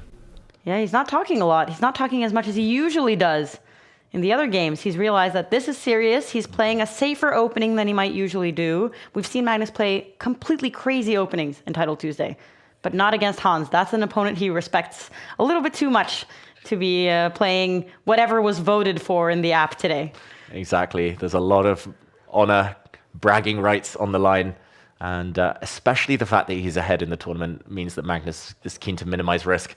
The last couple of moves for black have been a bit mysterious, moving the rook forward into the center and then bringing it back. But now we see the trade of bishop for knight. Very likely, at least. Bishop takes this knight is the most logical move. And we will see opposite color bishops. There's been an early draw on board 3. That's also good news for Magnus Carlsen. If he holds this game, draws against Hans Niemann, it means that he will maintain a decent lead over the rest of the pack. First, there was an attack on this pawn. The white king defended it. The white bishop drops back now. Still slightly better for white due to the better pawn structure. Black with the doubled pawns here. So something for Magnus to play for. It is his type of position as well. Grindy endgame. And he has played very fast, but so has Hans. They both seem to kind of know where this game has been going the whole way so far. But Magnus does have a way more active king, and they do have opposite color bishops. So it will be interesting to see if any of them take any risks from this point out. Yeah. I think especially for Magnus, he's kind of playing with house money here. It's like if everything goes wrong, probably you swap off rooks, you might be a pawn down and you can still draw. For Hans Niemann, if you go down a pawn in conjunction with these weak pawns, it feels like that might be too much. It feels like you might be tipping yourself over the edge there. Magnus shifting his rook across. Black had a chance, maybe a chance he could have taken, should have taken, to trade off rooks. Now this rook move, white might just dodge and say, no trade for you. It will not be opposite color bishops alone. Rooks on the board, there's still winning chances for both sides. As the black bishop drops back, what do you think? Is this going to be a draw that it looks like it should be, or are they both going to press for a win? Oh, I'm wondering if they're kind of waiting it out a little bit. I feel like there are some things you can test. Oh, Magnus is actually offering a trade of rooks. I would take that as an admittance of drawishness. Mm-hmm. I would too. And it would be kind of cool now if Hans is like, hell no. Ooh. Ooh. He keeps the game alive. We did see the bar say slightly better for white. Probably that just meant that rook's coming off, white can try for a while, but a draw. I think that was brave, Hans Niemann, but it might be brave that backfires because the black king's going to get kicked back soon to a really bad square. Magnus can shift across to this side as well, hit a pawn. He actually just drops back. He's going to try and occupy this open line, and now the black rook has moved away. The white king, I joke about king of the hill, king's getting excited, moving up the board. That's the safest king in an endgame ever. Can never get checked. So active as well. Oh, yeah, that is a good point. It's like a king on an outpost. Yeah. If you could turn it into a knight just for a move or two, it would be even better. But still pretty good, that king. I'm trying to read Magnus's expression because he's played quite fast, but he's been kind of eating and not saying so much during this game. It seems like he's been really focused. Seems a bit passive. Bishop c8 maybe. Bishop d7. Wants to bring his bishop round. He's talking about bringing his bishop now to c8 to start dislodging the black rook. It's very shaky for Hans Niemann, who's kind of only defending with his rook right now. That's the only active piece. The other two are very, very tied up, holding pawns, but still should be fine, since black's rook doesn't allow the white rook to get into the game. Just as I say that, commentator's curse, Magnus is suddenly much better. He's forced the pawns to dart squares. This is good endgame technique. On dart squares, they're easily blockaded, and they also block in black's bishop. Black's bishop has no good stable outposts. The white bishop does, and it's massively better now for Magnus Carlsen. Still not obvious, but he trades rooks. He's going to try and run with his king later on towards the black pawns. Oh. And Hans keeps the rooks on the board, but that does mean that that rook is kind of malplaced a little bit, like on the side of the board there. It's very stuck, right? Yeah. It's got no good squares to go to. I'm expecting Magnus to drop his bishop back in the near future and then try to kind of slide over and just lock in the black rook. Hans pushes a pawn. Magnus now is massively better on the eval bar, almost winning. He pushes his pawn forward again. This is typical Magnus Carlsen. He loves putting a pawn as close to promotion as possible and watch that pawn become a new queen. Magnus's pawns usually do queen in endgames.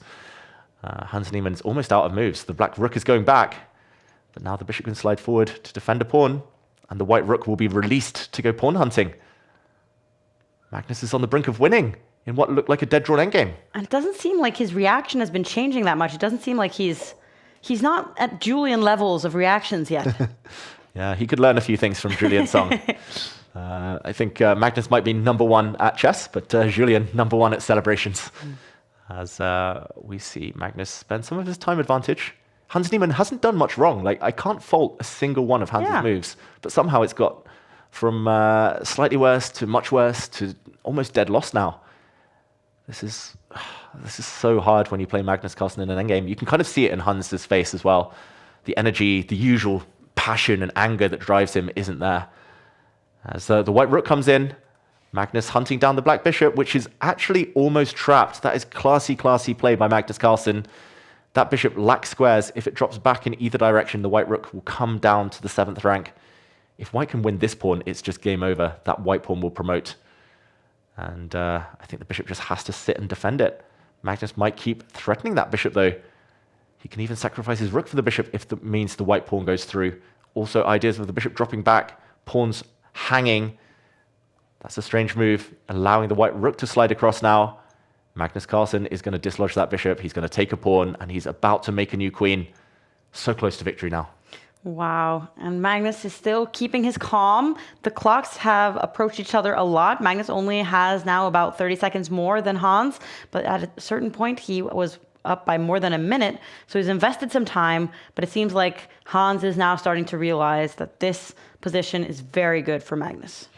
Yeah, it's almost automatic as well for Magnus now. You just move your rook out the way, you push your pawn, and there we go. Hans Niemann doesn't want to suffer. He resigns. Magnus, 8 out of 8. So we are in a great position, 8 out of 8. Let's look at Hikaru's game. Yes, let's look at Hikaru's game, says Magnus, and let's look at how that is going. Looks like Hikaru is winning according to the eval bar at the top, but it's very closed off. How are the players even going to approach each other in this game? Yeah, it's very blocked right now, and Hikaru's actually material down. He's actually down the exchange, a rook for a knight, but white rooks are not great. The black knight is beautiful, and I think Hikaru is just winning because the pressure on this pawn is going to tell. That pawn defended. Hikaru tries to break forward in the center. Now he swaps queens to get the pawns.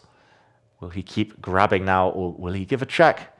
He's trying to force it through, and suddenly it's turned around. Hikaru's worse. There's ideas of bishop takes pawn that Andrew Tang just missed to push the h-pawn forward. Hikaru realizes and runs back. That was a golden opportunity for Andrew Tang, and 18 seconds versus 18 seconds. Anything could still happen, even if Hikaru should have the better chances. Pawn pushing forward. Andrew Tang is the fastest man in the West. We know that. And Hikaru's blundered. He's trapped his own knight. He's relying on knight takes bishop. But after the king takes, the white pieces trap the black knight. And now it's rook versus knight. It's a winning position for Andrew Tang.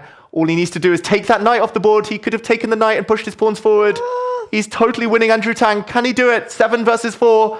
He's making a new queen. It's a check. Hikaru gives a fork, but the pawn drops. Andrew Tang's about to win this game. 4 seconds now. Checkmate. Guaranteed. And there we go. Andrew Tang, the penguin, takes the win. Wow, one of the fastest players, the 2 fastest players that are really good at these pre-moves with few seconds left on the clock. But actually, it is Tang who wins this American battle. And that really affects the standings now that Hikaru loses another point and Magnus is alone, an entire point ahead of the rest of the field. And interestingly enough as well, Tabatabae, he actually didn't play the first round, so he's won every single game. Wow. But he just showed up too late or something. I don't know if he gets the extra bonus point that we want to give players for getting 100%. Imagine if he wins everything, 10 in a row. That would be pretty cool. But he'd probably have to beat Magnus on the way, right? Yeah. So now who's Magnus going to have to play against? There's Firouzja, there's Tang. Many good players that are all an entire point behind him and therefore have a huge incentive to try to beat Magnus as well. Yeah, it's unclear who he's going to play. Most of the players on 7 points just had the white pieces. So did Magnus. Magnus is due black. Oof, it's tough. I think he's going to play Firouzja. Normally, the highest rated player gets the upfloat. And yeah, Magnus might not have to face Hikaru anymore. But Firouzja is also going to be a dangerous opponent. Do you have any predictions for what country is doing the best? I guess that's probably obviously the US when I look at the standings here. Who do you think is number 2? Any guesses? Oof, I'll go for India.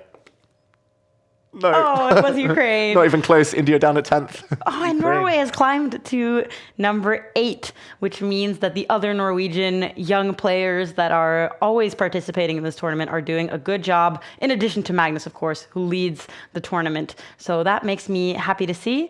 And Ukraine, Iran, France, of course. We've seen a lot of French players today. So the country standings also interesting to pay attention to.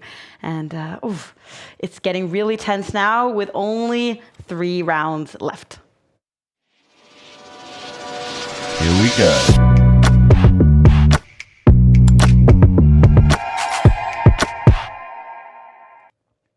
And we've had some different highlights today, but my personal favorite so far has been looking at Julian's reactions, and we can take a look at some of those replays. In a little bit. They're coming. Just like Julian likes to leave it last minute, right? We're going to do the same with the replays. And it was some really fun reactions because he has had like so little time, so many times in a row now, where he's just like, there's a complete time scramble. It's just a race against the clock. He won one of the games with less than a second. Yeah. I don't understand how he's not more exhausted at this point after 8 games in this kind of vein. Yeah, he's in good shape. You know, he's still young. Earlier when I met him, he was like, oh, you might not know me. I'm an old IM. I was like, dude, you're like several years younger than me. What's going on? And it's nice to see him. He's enjoying it. I think that's a big thing, right? Yeah. Title Tuesday, not everyone can win. Not many people do end up beating the likes of Magnus and Hikaru. But I mean, there's hundreds of people in the field. That must mean they're enjoying it. They're playing for fun. And good results tend to come to those who are happy.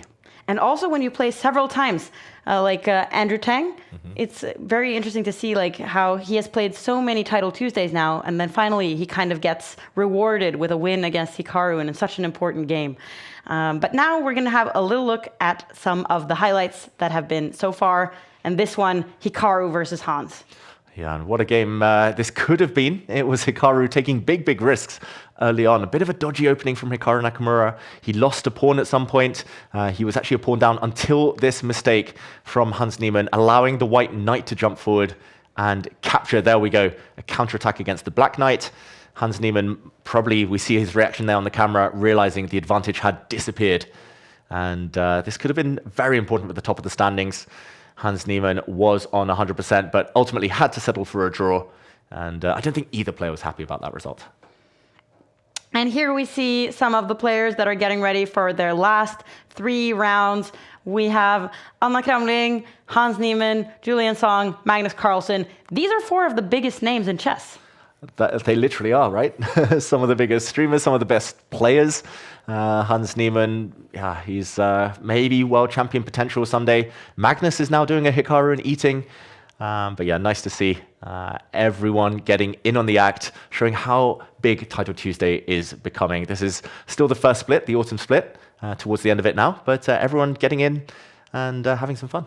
And a lot of them are talking to the cameras, but one person I'm noticing is not streaming is Hans. He's been completely quiet and he's just playing kind of for himself. It shows how seriously he's taking it.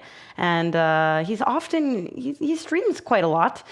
So the fact is that today his focus is on performing well. And he does have now 7 points chasing Magnus. Let's get ready for some more action. Oh, he should have focused earlier maybe because he did let his advantage slip, but he's winning again suddenly, Hikaru Nakamura, and it's all to do with a skewer along this line. But nope, he's dropped the advantage back. Sees his opponent give up a rook, and there we go. Hikaru wins. Oh, Alireza, he's let his opponent back in. Has he? If queen takes queen, knight takes rook is a check. And black will take back the queen next, having profited. 4 seconds against 3 seconds. He slowed his opponent down there. It's a check. Take the rook. Take the rook. Now all he needs to do is promote again. Can he deliver checkmate? He's got 1 second left. Checkmate. Yes! Ah là là, comment je l'ai maté sur ma joueur, ce bâtard.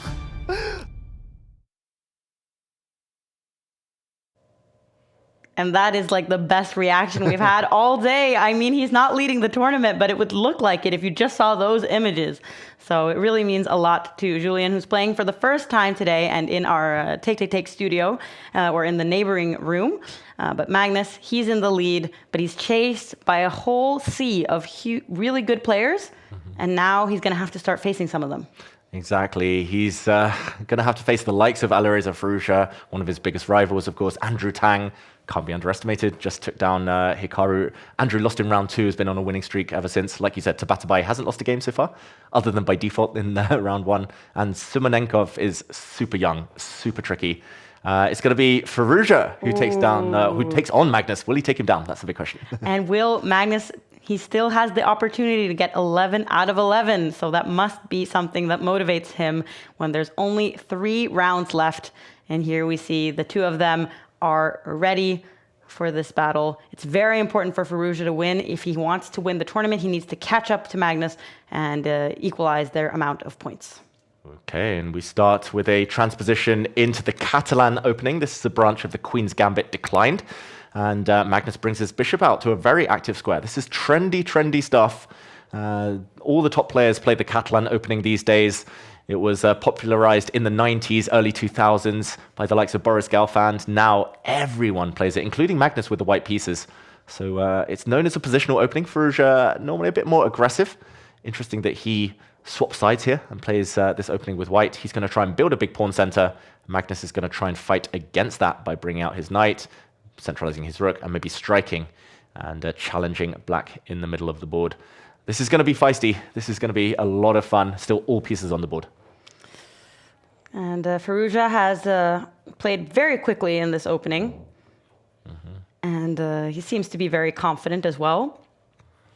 Yeah, he's confident, I think, by nature. Alireza always has been.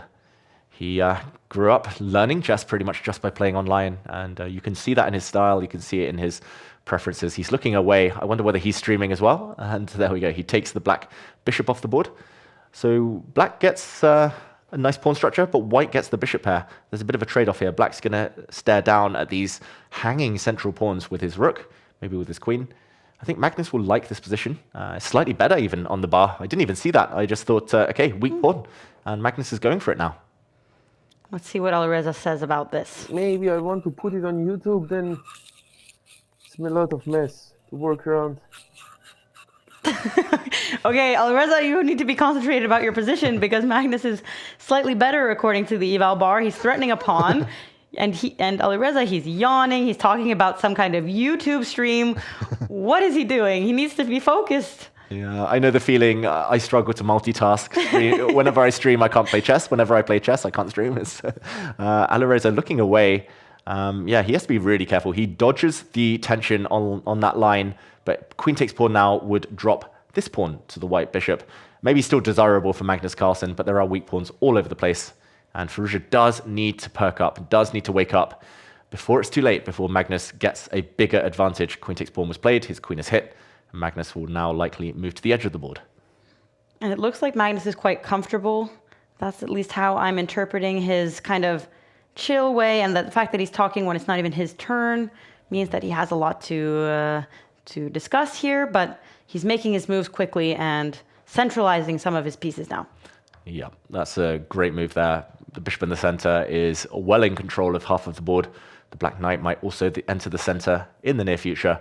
White has the bishop pair, but this light squared bishop is very much neutralized by its counterpart in the middle of the board. And Magnus has the 2 versus 1 pawn advantage on this side. This pawn for white is isolated as well.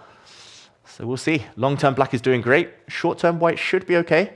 Just has to be quite quick to guard the black knight coming forward. Magnus a little bit up on time. Especially against me. Okay. All we heard was especially against me.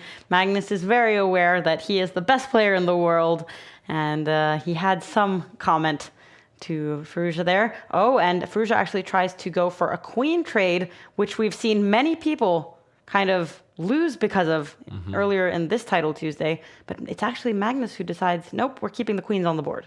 Yeah, maybe that's what he was saying. That's brave to try and go into an endgame, especially against me. Like positions that are playable for others. Like if Firouzja's playing me, swapping the queens is probably a good idea. If he's playing against Magnus, maybe it's a terrible idea. The top players, they play the best moves, or they try to, but they also try and play moves that the opponents find uncomfortable. So very interesting insight into Magnus's mind.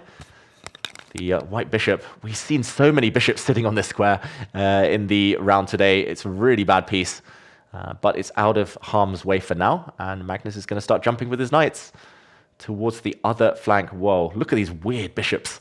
It's as if they forgot to develop. It's as if he's playing freestyle chess here. It's the worst bishop pair I've ever seen. Big statement. Twins. I agree. Oh, those poor twins. They can't get out. And look at all of Magnus' pieces in comparison. They're in the middle of the board. They have places to go. And he has an extra pawn on the left side of the board, which maybe he can use to potentially create some passed pawn. It feels like Magnus has a lot of different ideas he can use here, while Firouzja kind of has to respond to those ideas. Yeah. And that's never the most fun way to play. And there we go. There was a knight trade. I'm very surprised Magnus allowed that trade on white's terms. And although white does have doubled pawns now, that's a very important tempo that Firouzja gets to develop his bishops. I'm expecting him to push this pawn forward in the near future, and white's dark squared bishop might actually come to life on the longish diagonal here. And there we go. He does push his pawn forward. This is a very nice move to protect the white king as well on the diagonal. And suddenly, Magnus, look at that face, doesn't look so happy anymore. Decided. That's annoying. Like, this knight is... Sorry, not this knight, but this mouse is so sensitive. Did he do a mouse slip? Is that what he was just admitting? That's so annoying. The mouse is so sensitive? Maybe. He also kind of did a Freudian slip, right? He said the knight, because the knight wasn't great either. Yeah. The knight was misplaced. So maybe not enjoying the fact that this knight is about to get kicked away by white's pawn, but also annoyed about the mouse. It's important at this level. And there we go. The black queen moves, and Magnus has blundered.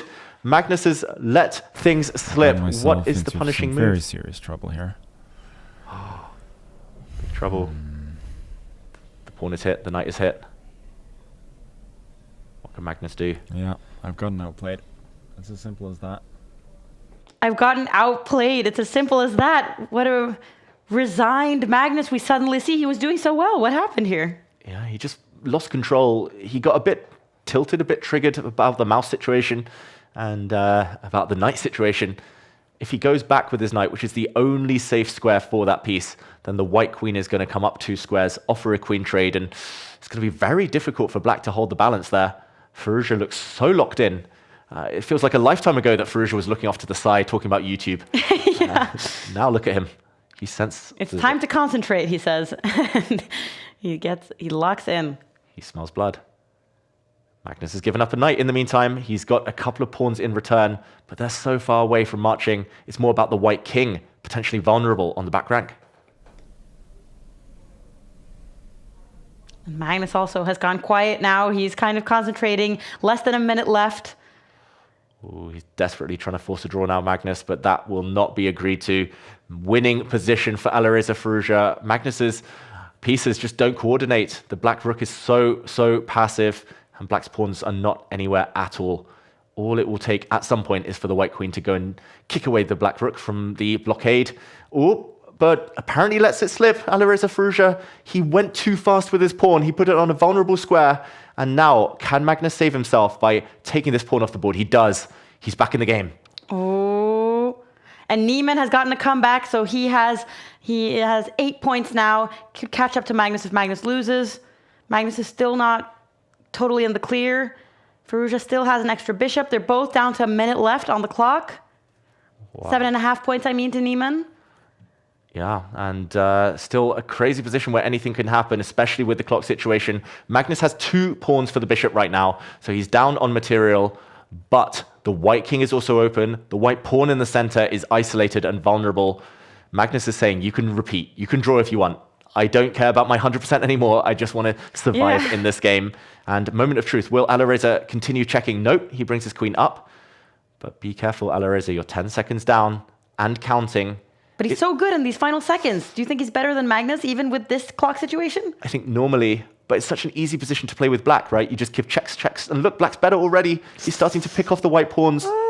Firouzja wincing there. He's getting checked all over the place. And Magnus now has 3 pawns for the bishop. He's no longer material down. Firouzja needs to get out of here. Magnus, is he going to play? No, he doesn't take the draw. He doesn't repeat. He's playing for the win. The day. Queen f3. Wants to get his queen to the square. He's trying to bring it in. 4. Yeah, but I'm never getting mated here, am I? Bold statement from Magnus. Bold statement. He says that he's never going to be checkmated, and he keeps playing, trades off some pawns. Now it's Magnus who has some passed pawns that he can try to get to the other side of the board. Ooh. 4 pawns against the bishop. Wow, Magnus is a huge favorite now. He just needs to get the queens off, and the 4 pawns will overwhelm the bishop. A bishop can stop 2 or 3, but not all 4. And look at this, Magnus has got the queens off. He just needs to push them all in tandem, not to rush forward. Use the king. Magnus Carlsen is going to win this game surely now. He leans back. He's very confident. He's pushing those pawns. The white bishop nowhere near. Magnus just needs to push. He's making a new queen. He's going to be on 9 out of 9. Firouzja down at 4 seconds. A queen appears. Checkmate guaranteed. Magnus wins. The difference with the EWC is that there I was usually doing well on the board as well, but here I was actually lost, I think. No, he thought he was lost, but he did manage to win. Alireza Firouzja looks quite shocked at what happened, because that was a game that was quite the roller coaster. And Magnus alone in the lead. He's up by 1.5 points with 2 rounds to go. I mean, this is the dream situation for Magnus, and he still has the possibility to get 11 out of 11. Like, I think we were just joking about it right before the tournament. We were just saying it happens to be the 11th of November. It happens to be game week 11. What are the chances? But we're close. We're 2 games away, and Magnus will play Andrejkin, who he has beaten in previous weeks in recent times in Title Tuesday, as he aims to close in on 10 out of 10. Ooh, but that's a tough opponent, and an opponent that really needs to beat Magnus to be able to not even catch up, but at least make the distance a bit smaller. So Andrejkin has a lot to play for here, and Magnus, with the white pieces, doesn't get any breaks really before he has to play his first moves. And here we go. It's the C3 Sicilian from Magnus Carlsen, known as a safe-ish opening. In recent rounds, he's been going for something a bit safer. It tends to get crazy towards the end. It's guaranteed at this top level where nobody's going to bow down and let Magnus just beat them. But his openings have been on the safer side. Magnus, he's been playing a lot of e4 today since our chat, our Instagram poll voters did go for 1 e4. Magnus has been playing that most games with white. And here we see the main line where black's going to push a pawn forward. White has a bit more space. White has the furthest advanced pawn, but black is rock solid. If Magnus wins this, our chatter at the top there might get his wish. It might be Magnus Hikaru in the final round.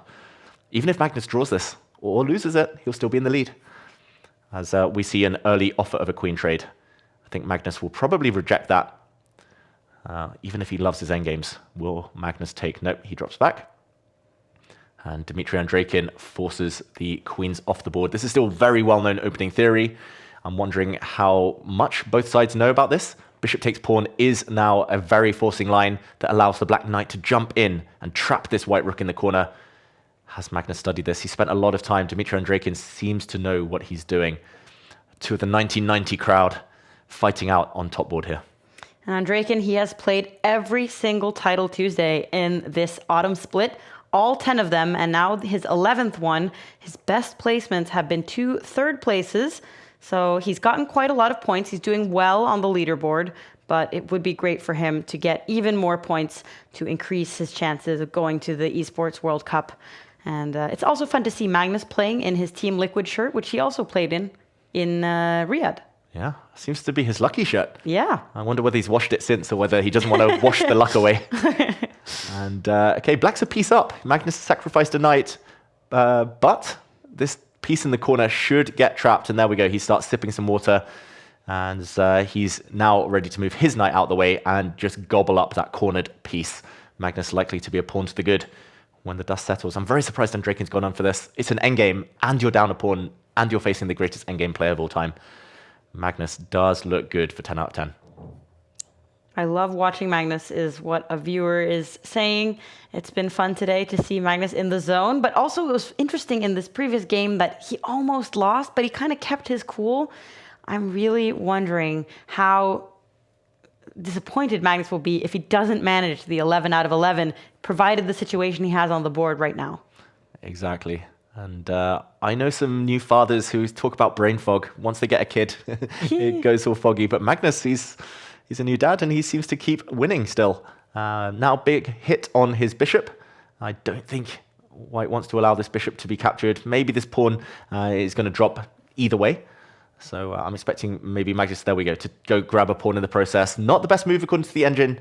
The eval bar saying slightly better only now for Magnus, but very, very sensible. Risk-free for Magnus Carlsen right now. He's a pawn up, and even if he drops back this extra pawn, he shouldn't be in too much danger. It's up to Dmitry Andreikin to try and equalize this game. It's not going to be easy. And nice to see, like you said, that Andreikin's played every single week. Consistency is important in life and chess. Yeah, and especially for the total standings, because even you have to try to collect as many good placements as possible. Your 8 best placements in the 13 weeks that make up a split. And Andreikin certainly has gotten he's used all of his chances to get as many good placements as possible. Magnus, who has won the tournament twice and is the only one to have done so, naturally then leads. But it's also important to try to participate every single time to get as many points as possible. Yep. I think it's just impossible to be perfect for 13 weeks in a row. Yeah. So at least if you play 13 weeks, you can have 5 off tournaments.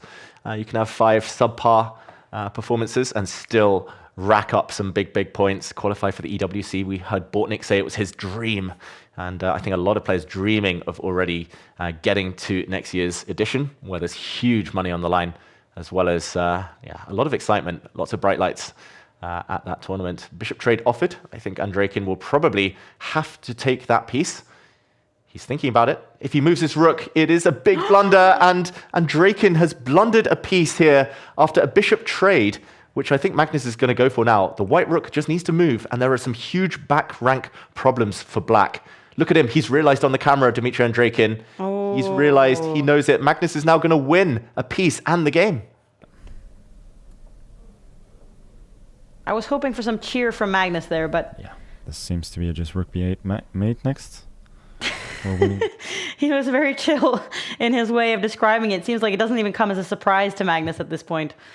Yeah, he's just in that mood. And look at Andreikin, the pain on his face. He's blundered this knight retreat. That knight move is the key. The black knight is paralyzed, cannot run away because, as Magnus says, back rank mate. That is a nasty sting in the tail. Tactics all working in white's favor. And one of the 2 white pieces will now just pick up this knight. This should be it. Knight takes knight is the cleanest. And he'll just drop back his other knight, break the pin. He's going to defend his rook. The other knight is free now to move. And that will surely lead to resignation. A whole minor piece up. And Magnus, 10 out of 10. He's 1 game away from a historic full house. 11 out of 11. Andreikin resigning. And it really motivates me to see that even the best players in the world can mess up back rank mates and kind of step into those kinds of tactics. But Magnus seems to be very chill. And let's jump into the game where it's Jan-Krzysztof Duda who has actually caught up to the field after a quite disappointing start from him. And we've got Hans Niemann, who's got a lot more time on the clock, but a way worse position according to the bar. Okay, very interesting here. White has a lot more material, but black does have some big threats. Rook pawn is in the air, be careful. Duda needs to dodge that because of the black bishop's stare down against the white king. The white king does jump off the diagonal. He is the exchange down though, Hans Niemann, rook for bishop. And if white is able to dodge any checkmating ideas, white will switch the attack onto the black king. The rook will slide across, and there's serious pressure along this open line. Hans doesn't look so optimistic, runs back with his rook, and okay, that's the beginning of the end. If you have to go back when you're attacking, it never tends to work out. And Niemann, doesn't matter that he has 2 minutes on the clock. He seems quite upset. Yeah, it was such a good tournament for Hans until he ran into that endgame against Magnus. Unfortunately, getting ground down there, he's lost a bit of momentum. He almost got the win against Hikaru as well. But here we go, the white rooks are coming in. Whoops, bishop takes pawn, looks like a nice trick, but Duda's not going to take it. Pawn takes bishop would have walked into a fork with the black pawn stepping forward. A intermediate move hitting the black queen traps the black queen, makes sure that the queen has to swap off for its counterpart, and that will lead to a totally winning endgame for white. The bishop dropping off, and Hans Niemann resigns. Duda takes the win, catching up with the pack. Oh, and that makes me I'm really excited to see then what the standings look like after the 10th round. 1 round to go. Is there anybody who can even catch up to Magnus is what I'm wondering. Has Magnus won the tournament? Magnus, I think, has won the tournament, right? Nobody can get 9 points. Firouzja has finished. Duda has finished. Nobody else can get 9 points. Magnus has won the tournament. Wow, 1 round to spare. Congratulations, Magnus Carlsen. Okay, but there's still a lot of excitement left because the question becomes, can Magnus get the first 11 out of 11 on the 11th day of the 11th month? That is my hope. And that is what we should all be rooting for. But who is he going to play against? He's played against so many of these top guys. Maybe Duda, he hasn't played against him? He hasn't played Duda. I think that is a very likely pairing at this point, unless someone on the 7.5 pack wins. That could be Bortnik or Samonenkov. But maybe we jump in to see whether any of these players could catch up with Magnus right now. Yeah, it feels odd congratulating him, right? Because I don't think he even cares about the tournament victory anymore. He wants 11 out of 11. He wants perfection, and it's an all-Ukraine clash here. One of these two could play Magnus in the last round. We know how much the points mean to Bortnik, who wants to be at the EWC next year, but it does look like a difficult task ahead. 34 seconds versus 20. Samonenkov was one of the stars of Ukraine's European gold medals at the team championship recently, but he has just blundered. The white bishop trading off for the black bishop, and it's all about this b-pawn. Bortnik's got such an easy next few moves. For black, is no easy turns next. And that could be very important for Bortnik, who currently has 7.5 points. With 8.5, he'll really be entering the top 10 and in contention for a lot of points. Very important for him, as he said in our interview during the build-up, that he didn't play last week.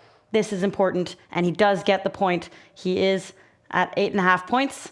It's going to be interesting to see what the standings look like, because we already know who the winner is. Congratulations, Magnus. But can you do the even more incredible thing of winning every single game today? That would just be amazing. And Bortnik suddenly finds himself in 3rd place. So he's got a lot to play for in the last round as well. Yeah, will it be Bortnik? Will it be Duda? It's a 50-50. They both had white. I think Magnus will keep his colors, probably. He'll keep alternating white-black. So probably Magnus will be black against one of the two. And we'll see if either of them can stop him. They're fighting for their own lives, right? Magnus is already in the EWC.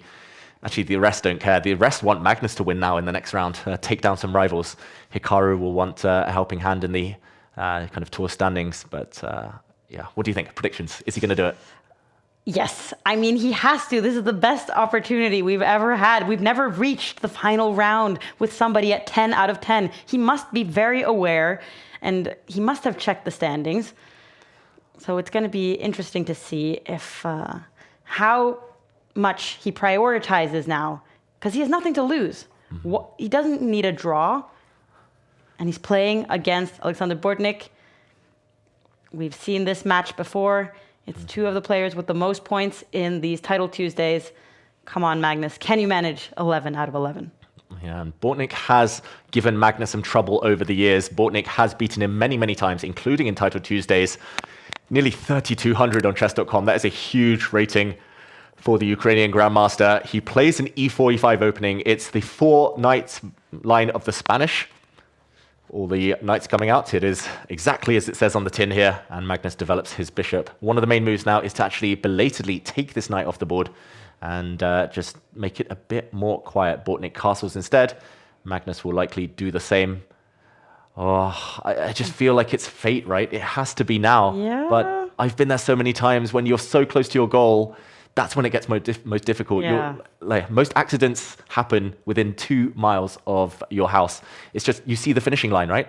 And then you relax too early. And then you start thinking about the results and not about the game. But 88% of our viewers on YouTube, they think we will see 11 points. And that was a vote that we were doing earlier in the broadcast. So they have believed in Magnus for a long time.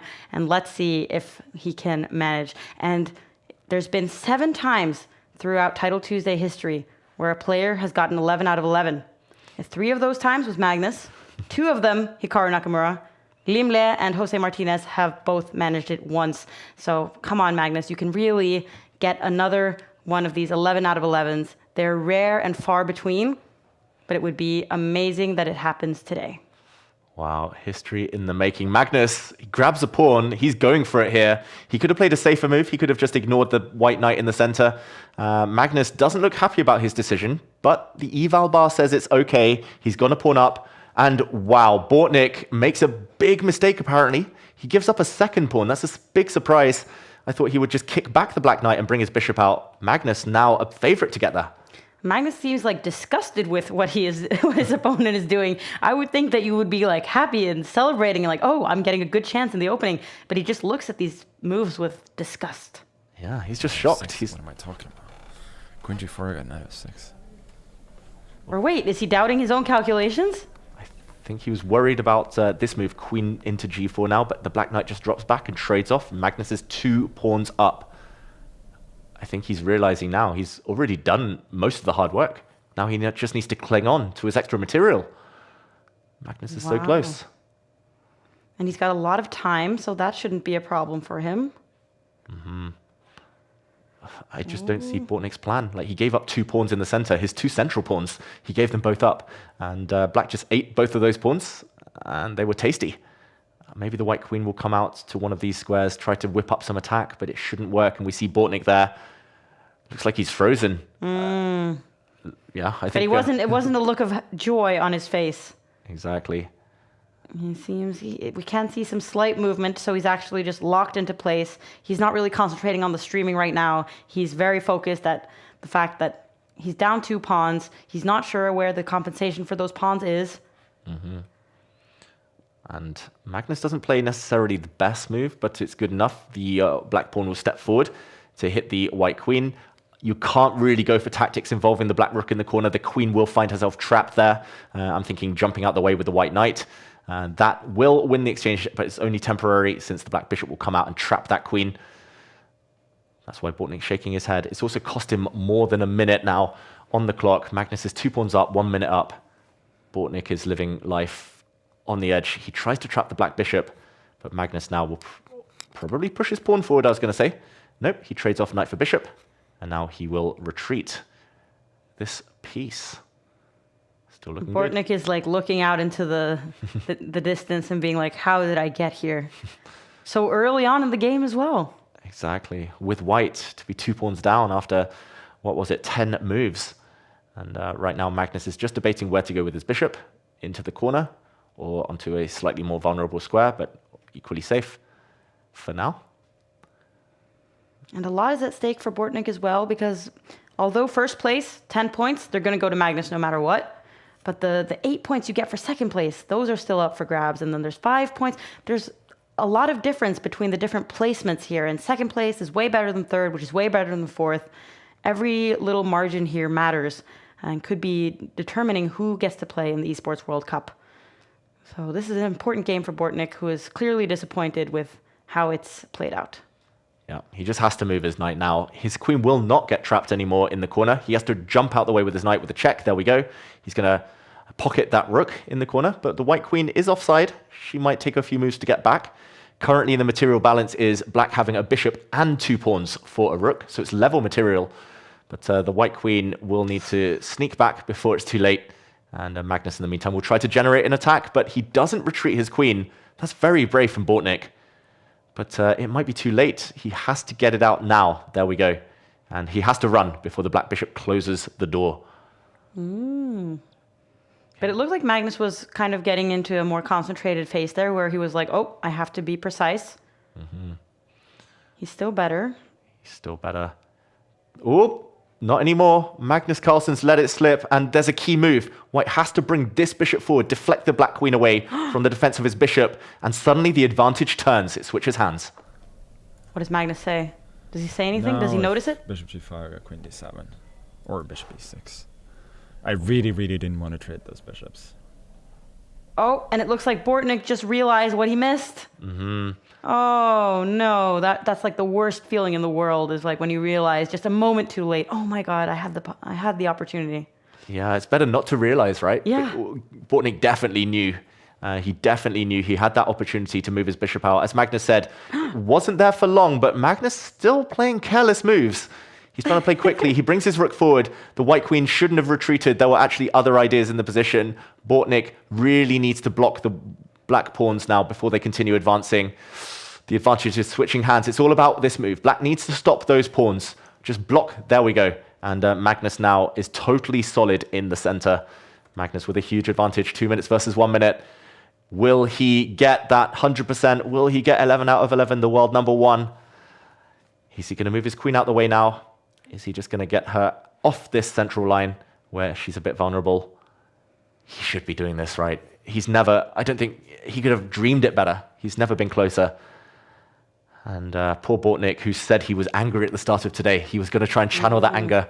He's done so well, but he might be falling short. He's in 6th place at the moment, Bortnik, so only a win for him will really help him in the standings. Magnus repeats the position, or no, he doesn't. He chooses not to, moves his king. And the white queen is just so stuck. Bortnik gambling now. He knows he's playing a difficult position, but he needs to get his queen back into the game. He gives up his bishop.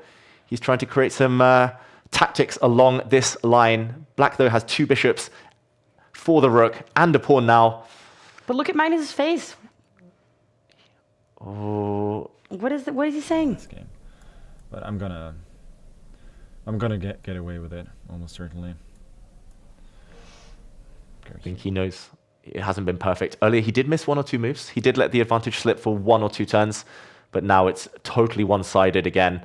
It's 2 bishops and a pawn versus a rook. Massive material advantage for black, and on an open board, the bishops are so strong. Bortnik looks furious with himself in the meantime, cursing himself, telling himself off for missing some moves earlier, maybe for a dodgy opening where he lost material and rook trade. Magnus is getting close. Pawn forward. A rook alone cannot stop this pawn. It's just a matter of time before it promotes now. Magnus Carlsen, the last few moves. The first time in the autumn split, we're going to see 11 out of 11. So close. 2 squares from touchdown. The black bishop just needs to come back and support the long diagonal. There we go. He's playing for stalemate, Bortnik. He's playing for tricks. Can he survive? Well, Magnus is taking it seriously, at least. He's investing quite a bit of time in these final moments of the tournament. Yeah, just avoiding any checkmating ideas. That's the only thing White has up his sleeve. Magnus, can he fend off the threats? Is he going to take the pawn? First, he gives a check. He's going to make a new queen next. The black bishop will defend any checks on the diagonal. Magnus Carlsen is going to get 11 out of 11. Here we go. It's not a checkmate. Magnus looks ready to celebrate. Will Bortnik resign? 7 seconds, 6 seconds. He gives up his rook. He plays for stalemate. It's going to end with checkmate. There's a trophy in the background. Magnus does it. 11 out of 11, the champion. The big liquid cup outside as well. It's nice. Nepomniachtchi got himself to 9 out of 11, kind of out of nowhere. Let's just quickly have a look at last game. This was won by Hikaru against Savannah. Magnus is looking for games that are still ongoing, and there are not many of them. And look at Bortnik. Let's have a look. Oh, it's about to buy one. Alireza made it to 9 out of 11. So there we go. This is like third or fourth time maybe that I make 11 out of 11. It's always nice. Not gonna lie, it's a good feeling. It was the fourth time, Magnus. We'll be Okay, happy to inform you of that. We'll be happy to inform him of that later. And 11 out of 11. It was possible for Magnus, and he was aware of it, and he seemed very happy. Even though he seemed also like very concentrated in the final moments of the game, he was really making sure, I'm not going to mess this up. Yeah, that was Magnus at his best. It also showed a hint of tiredness. 11 rounds, it's impossible to be perfect normally. He got the perfect score, but there were one or two moments Bortnik could have fought back. I feel for Bortnik. He was so close, especially after last week, the drama there to getting some points. But yeah, I mean, Magnus, he's the man of the moment. That's all we can say. I was joking around that 11 out of 11 was possible, especially in such a strong field, but he did it. He did it, especially today. And he did it with Firouzja, with Nepomniachtchi, with so many of these top players that are no longer playing also in the FIDE World Cup. People are concentrating. It's important to get these Champions Chess Tour points, and he still managed. And I'm very interested in seeing now the country standings. Surely now that Norway won the whole thing, we've got to be pretty high up. Okay, 10th place. It's not bad. The US with Neiman, with Hikaru, with Tang, they had a lot of good players today. So yet another victory for Team USA. And then Duda also helping Team Poland to do well on the country standings. Yeah, and congratulations to Iran as well, rounding off the top three. So many young players. I think it's one of the most popular tournaments in Iran. All of their top stars turning out. And we have to take the standings back up because it's so beautiful today. 11 points out of 11 possible for Magnus. And we now have Magnus here. Magnus, congratulations with a perfect tournament.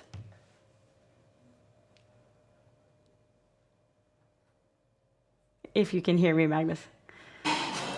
Congratulations, I can hear Magnus. you, and yes. I am replying. Okay, that is great. That is great to hear. Magnus, how obsessed were you with trying to get the perfect score in these final rounds? Not really. I was trying to win the tournament, really.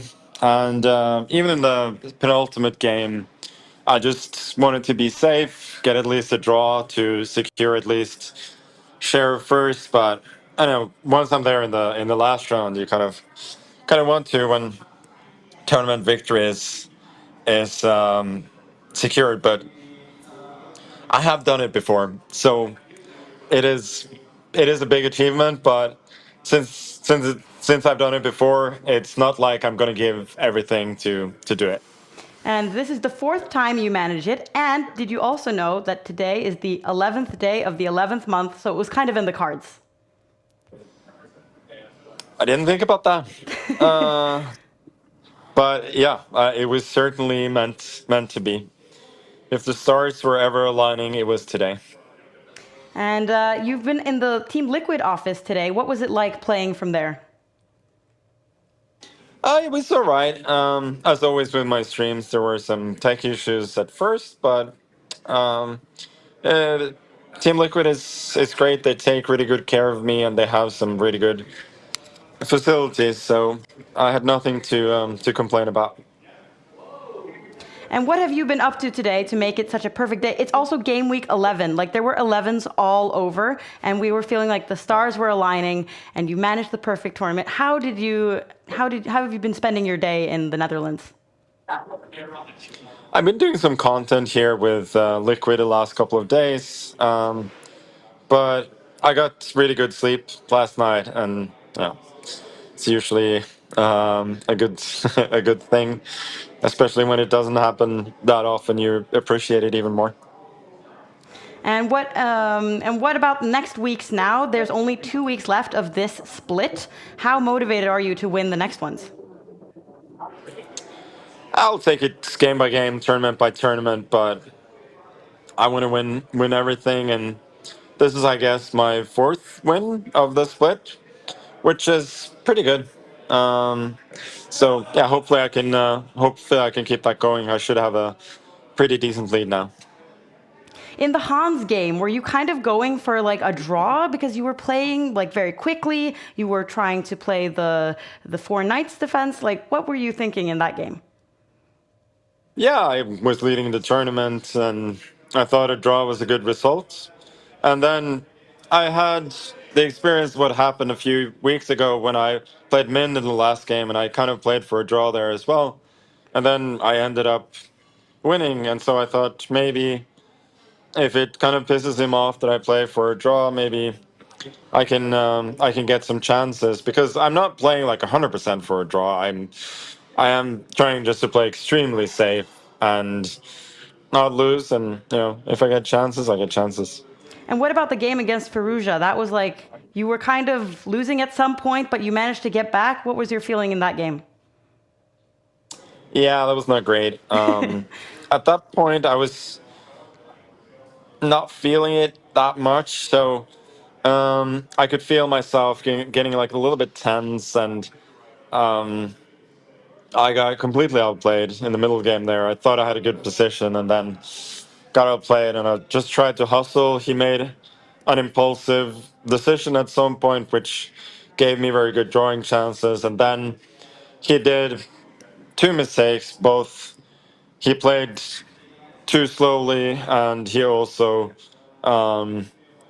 didn't force the draw when he should have, and then I was the only one who could play for a win, and I took my chances. So overall, slightly lucky. I mean, that was certainly the game that I felt the worst about, but it was a good fight back at the very least. And are you going to be celebrating with this huge trophy that we saw in the background today? No, I won't, but I'll be celebrating by getting home to my wife and kid, whom I miss very much. That sounds very nice. And then we'll see you in the next Title Tuesdays. Thank you, Magnus. Thank you so much. And David, Magnus seemed to be pretty happy with his games, even though he did admit that there were some ups and downs in some of the games. Yeah, I mean, 11 out of 11 is nice. It looks perfect, but against such world-class opposition, there's always going to be some twists and turns on the way. And yeah, I mean, he was happy when he joined. We saw him on the camera. He was early for once. I think that was a good start. And it did feel written in the stars somehow. Nice to see him in a good mood. We did get 11 out of 11, and we're also going to hear from Julian Song when we're back in just a moment. Here we go.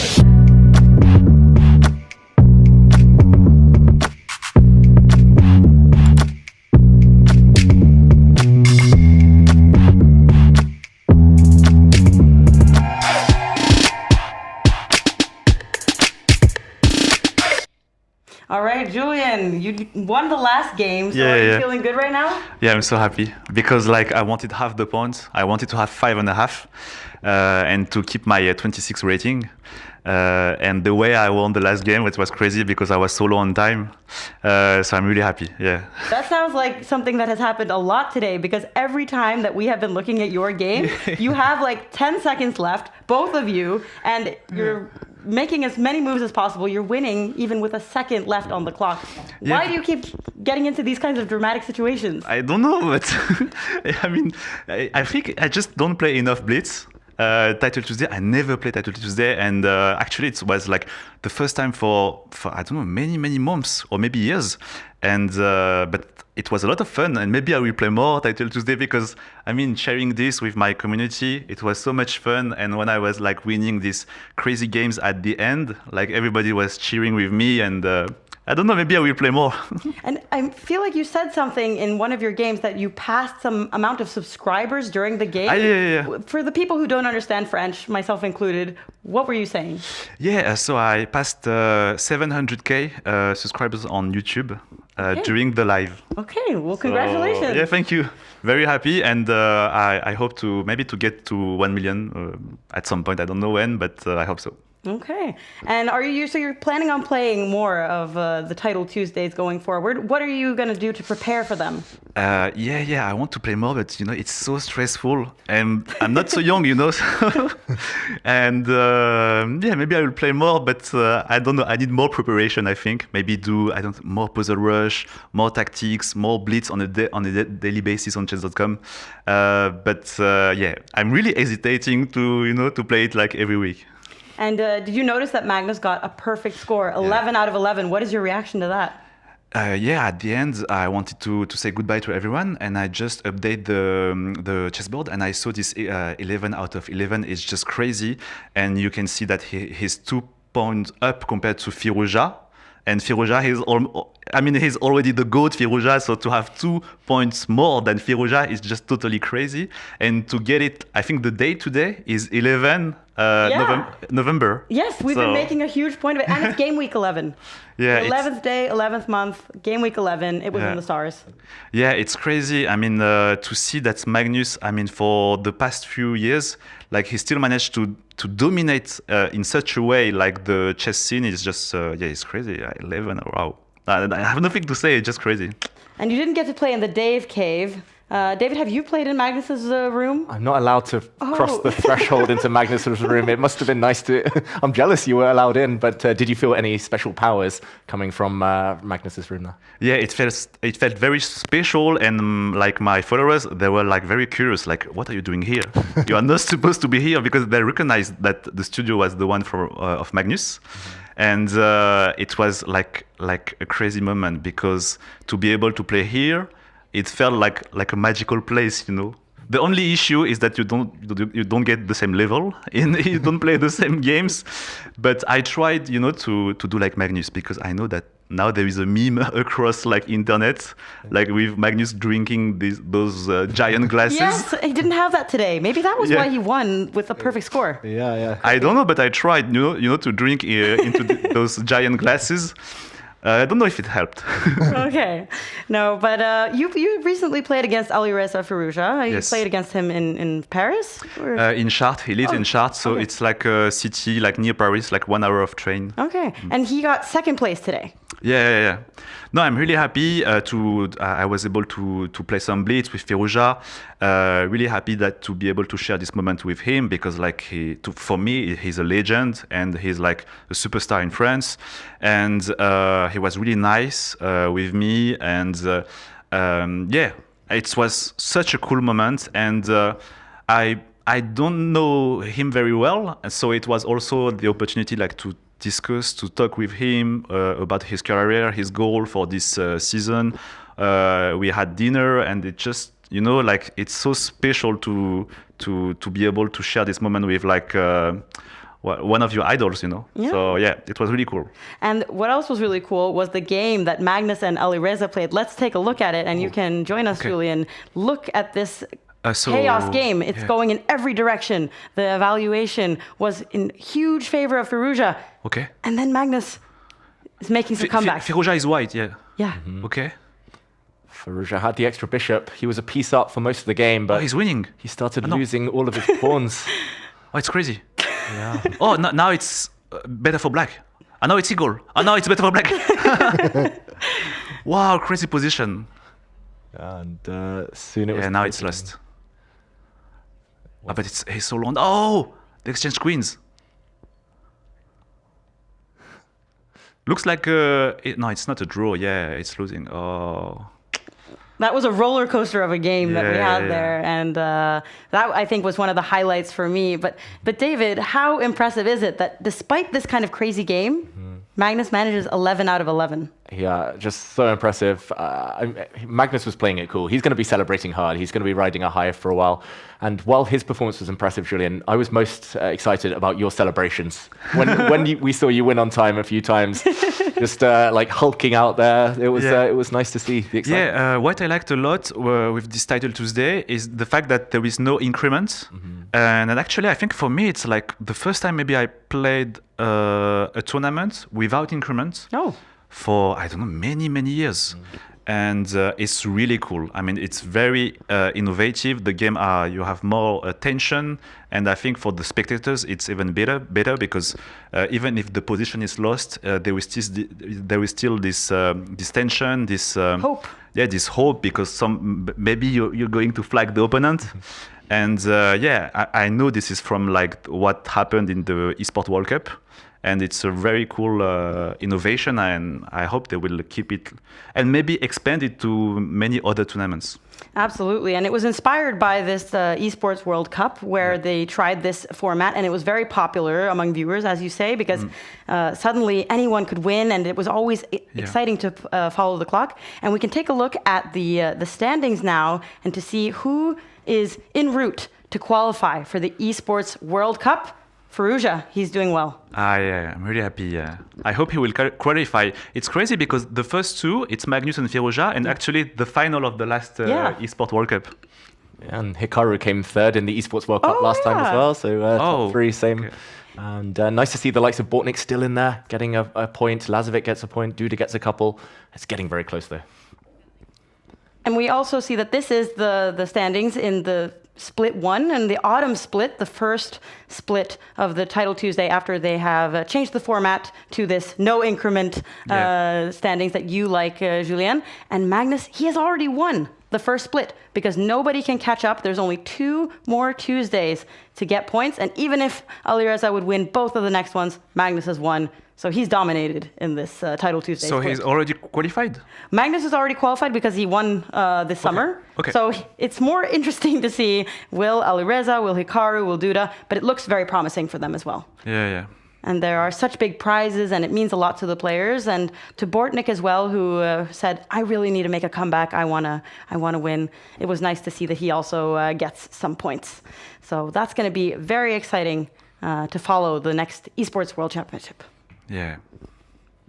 And what's next for you, Julien? Where can your fans catch you next?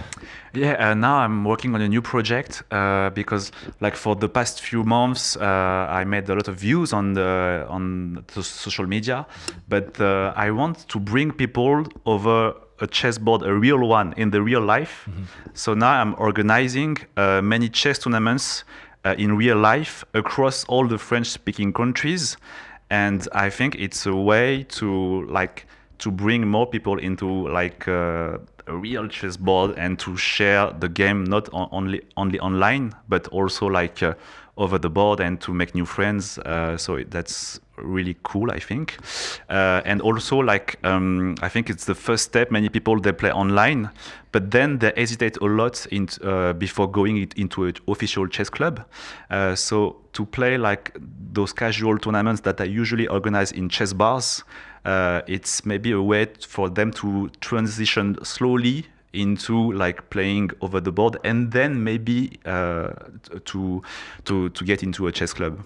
And we hope that you will also be inspired to play more of the Title Tuesdays. You did well today, and we loved seeing your reactions. So hopefully that's also in your future. So thank you to both of you for being here. Thank you, Julien, for traveling here, and David, as always. And we will be back next Tuesday for another Titled Tuesday, last 2 Tuesdays of this split. Hans Niemann hasn't done much wrong. I can't fault a single one of Hans' moves, but somehow it's got from slightly worse to much worse to almost dead loss now. Andrew Tang is the fastest man in the West. We know that. And Hikaru's blundered. He's trapped his own knight. Checkmate, guaranteed. And there we go. Andrew Tang, the penguin, takes the win. Oh, apparently lets it slip. Alireza Firouzja. He went too fast with his pawn. He put it on a vulnerable square. He's going to be on 9 out of 9. Firouzja down at 4 seconds. A queen appears. Checkmate guaranteed. Magnus wins. Here we go.